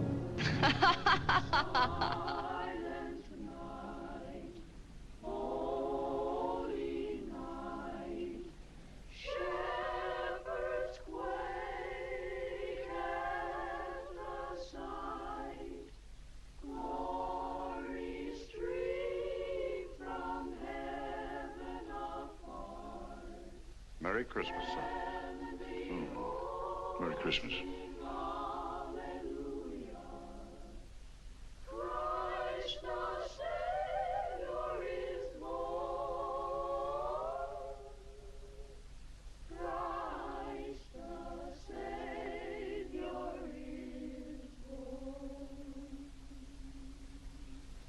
Thank you, sir.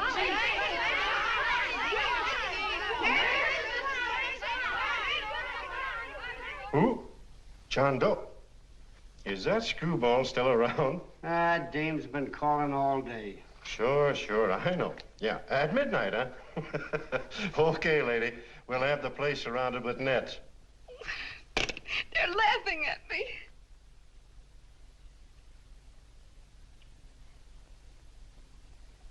You're a sick girl, Anne. You better take it easy. Whom are you calling now? You called that number not 10 minutes ago. Hello, Mr. Connell. Have you seen him yet? Have you... Now listen, Ann, he can't possibly get in without our seeing him. I'm watching the side door and the Colonel's out front, so stop worrying. Oh. Thank you.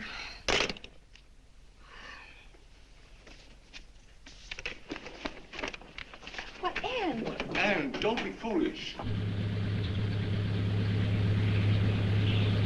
If this isn't the craziest, the battiest, the looniest wild goose chase I ever heard of. Shut up, Bert. Sourpuss is right. Yeah, well, if he is, I'm a banana split. That man is going to be on that roof. Don't ask me how I know. I just know, and you know it as well as I do. Sure. I'd like to believe in fairy tales, but a guy that's a fake isn't going to jump off any roof. I don't think he was any fake, not with that face. And anyway, what he stood for wasn't a fake. Okay, honey, okay.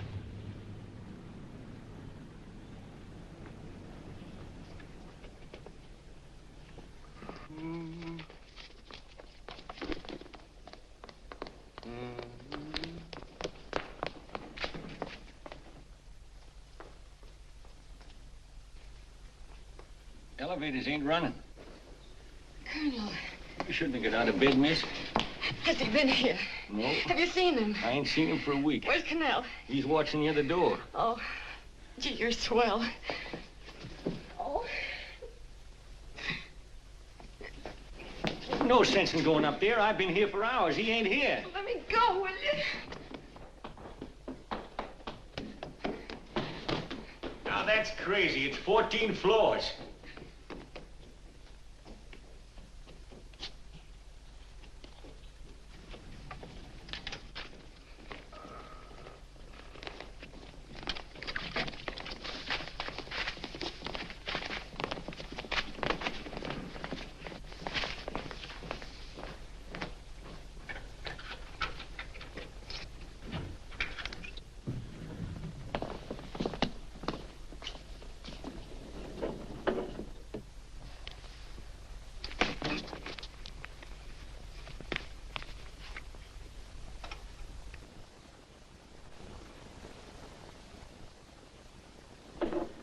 far as the elevator goes.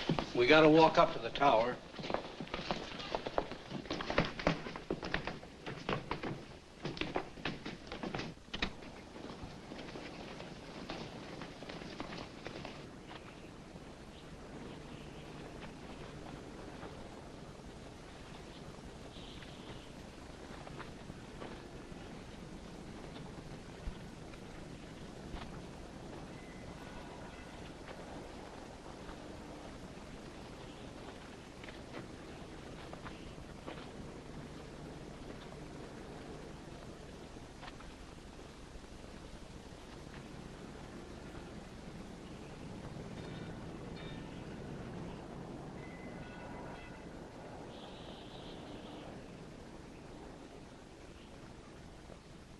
That tramp was probably full of Christmas cheer and asleep in some flop house. Let's go. I've got to decorate my tree.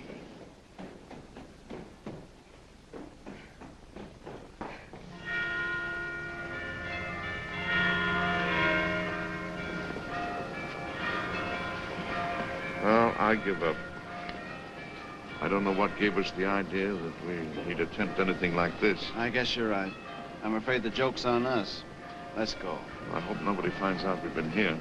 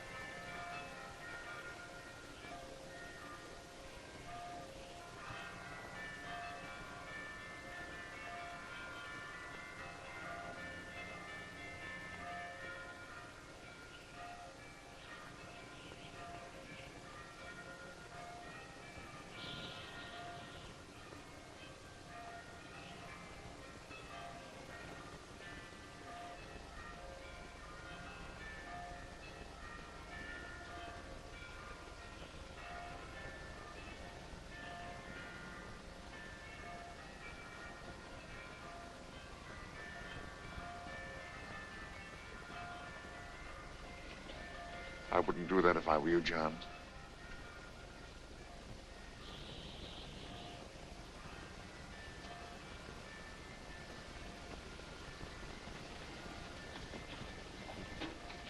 It'll do you no good. The mayor has policemen downstairs with instructions to remove all marks of identification you may have on your person. You'll be buried in Potter's Field and you will have accomplished nothing.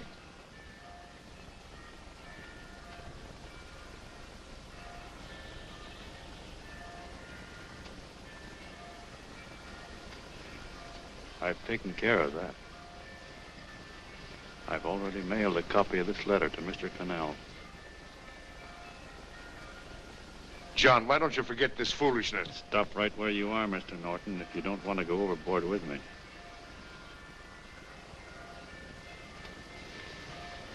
I'm glad you gentlemen are here. You killed the John Doe movement, all right. But you're going to see it born all over again.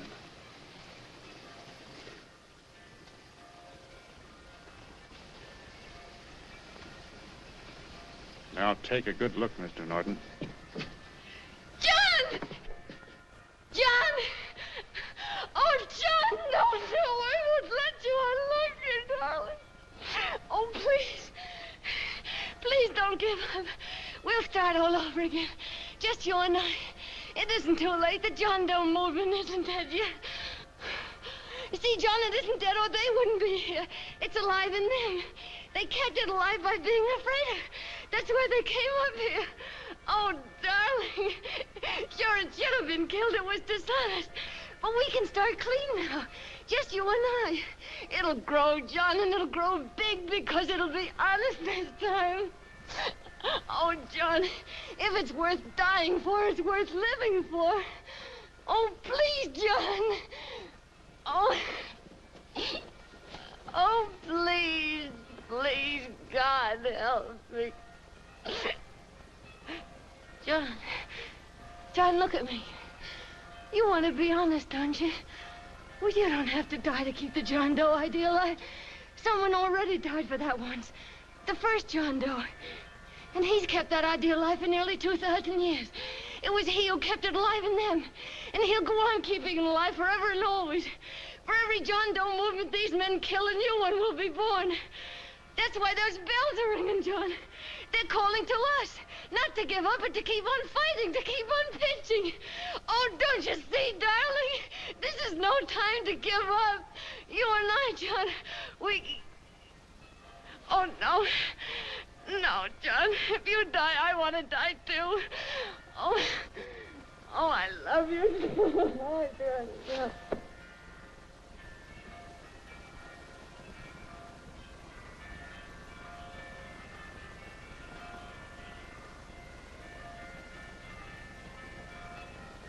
Mr. Doe, you don't have to. We're with you, Mr. Doe. We just lost our heads and acted like a mob. What Bert's trying to say is that we need you, Mr. Doe. There were a lot of us that didn't believe what that man said. We were going to start up our John Doe Club again, whether we saw you or not, weren't we, Bert? And there were a lot of others that were going to do the same thing. Well, Mr. Sourpuss even got a letter from his cousin in Toledo. I got it right here, Mr. Doe. Only it'd be a lot easier with you. Please. Please come with us, Mr. Doe.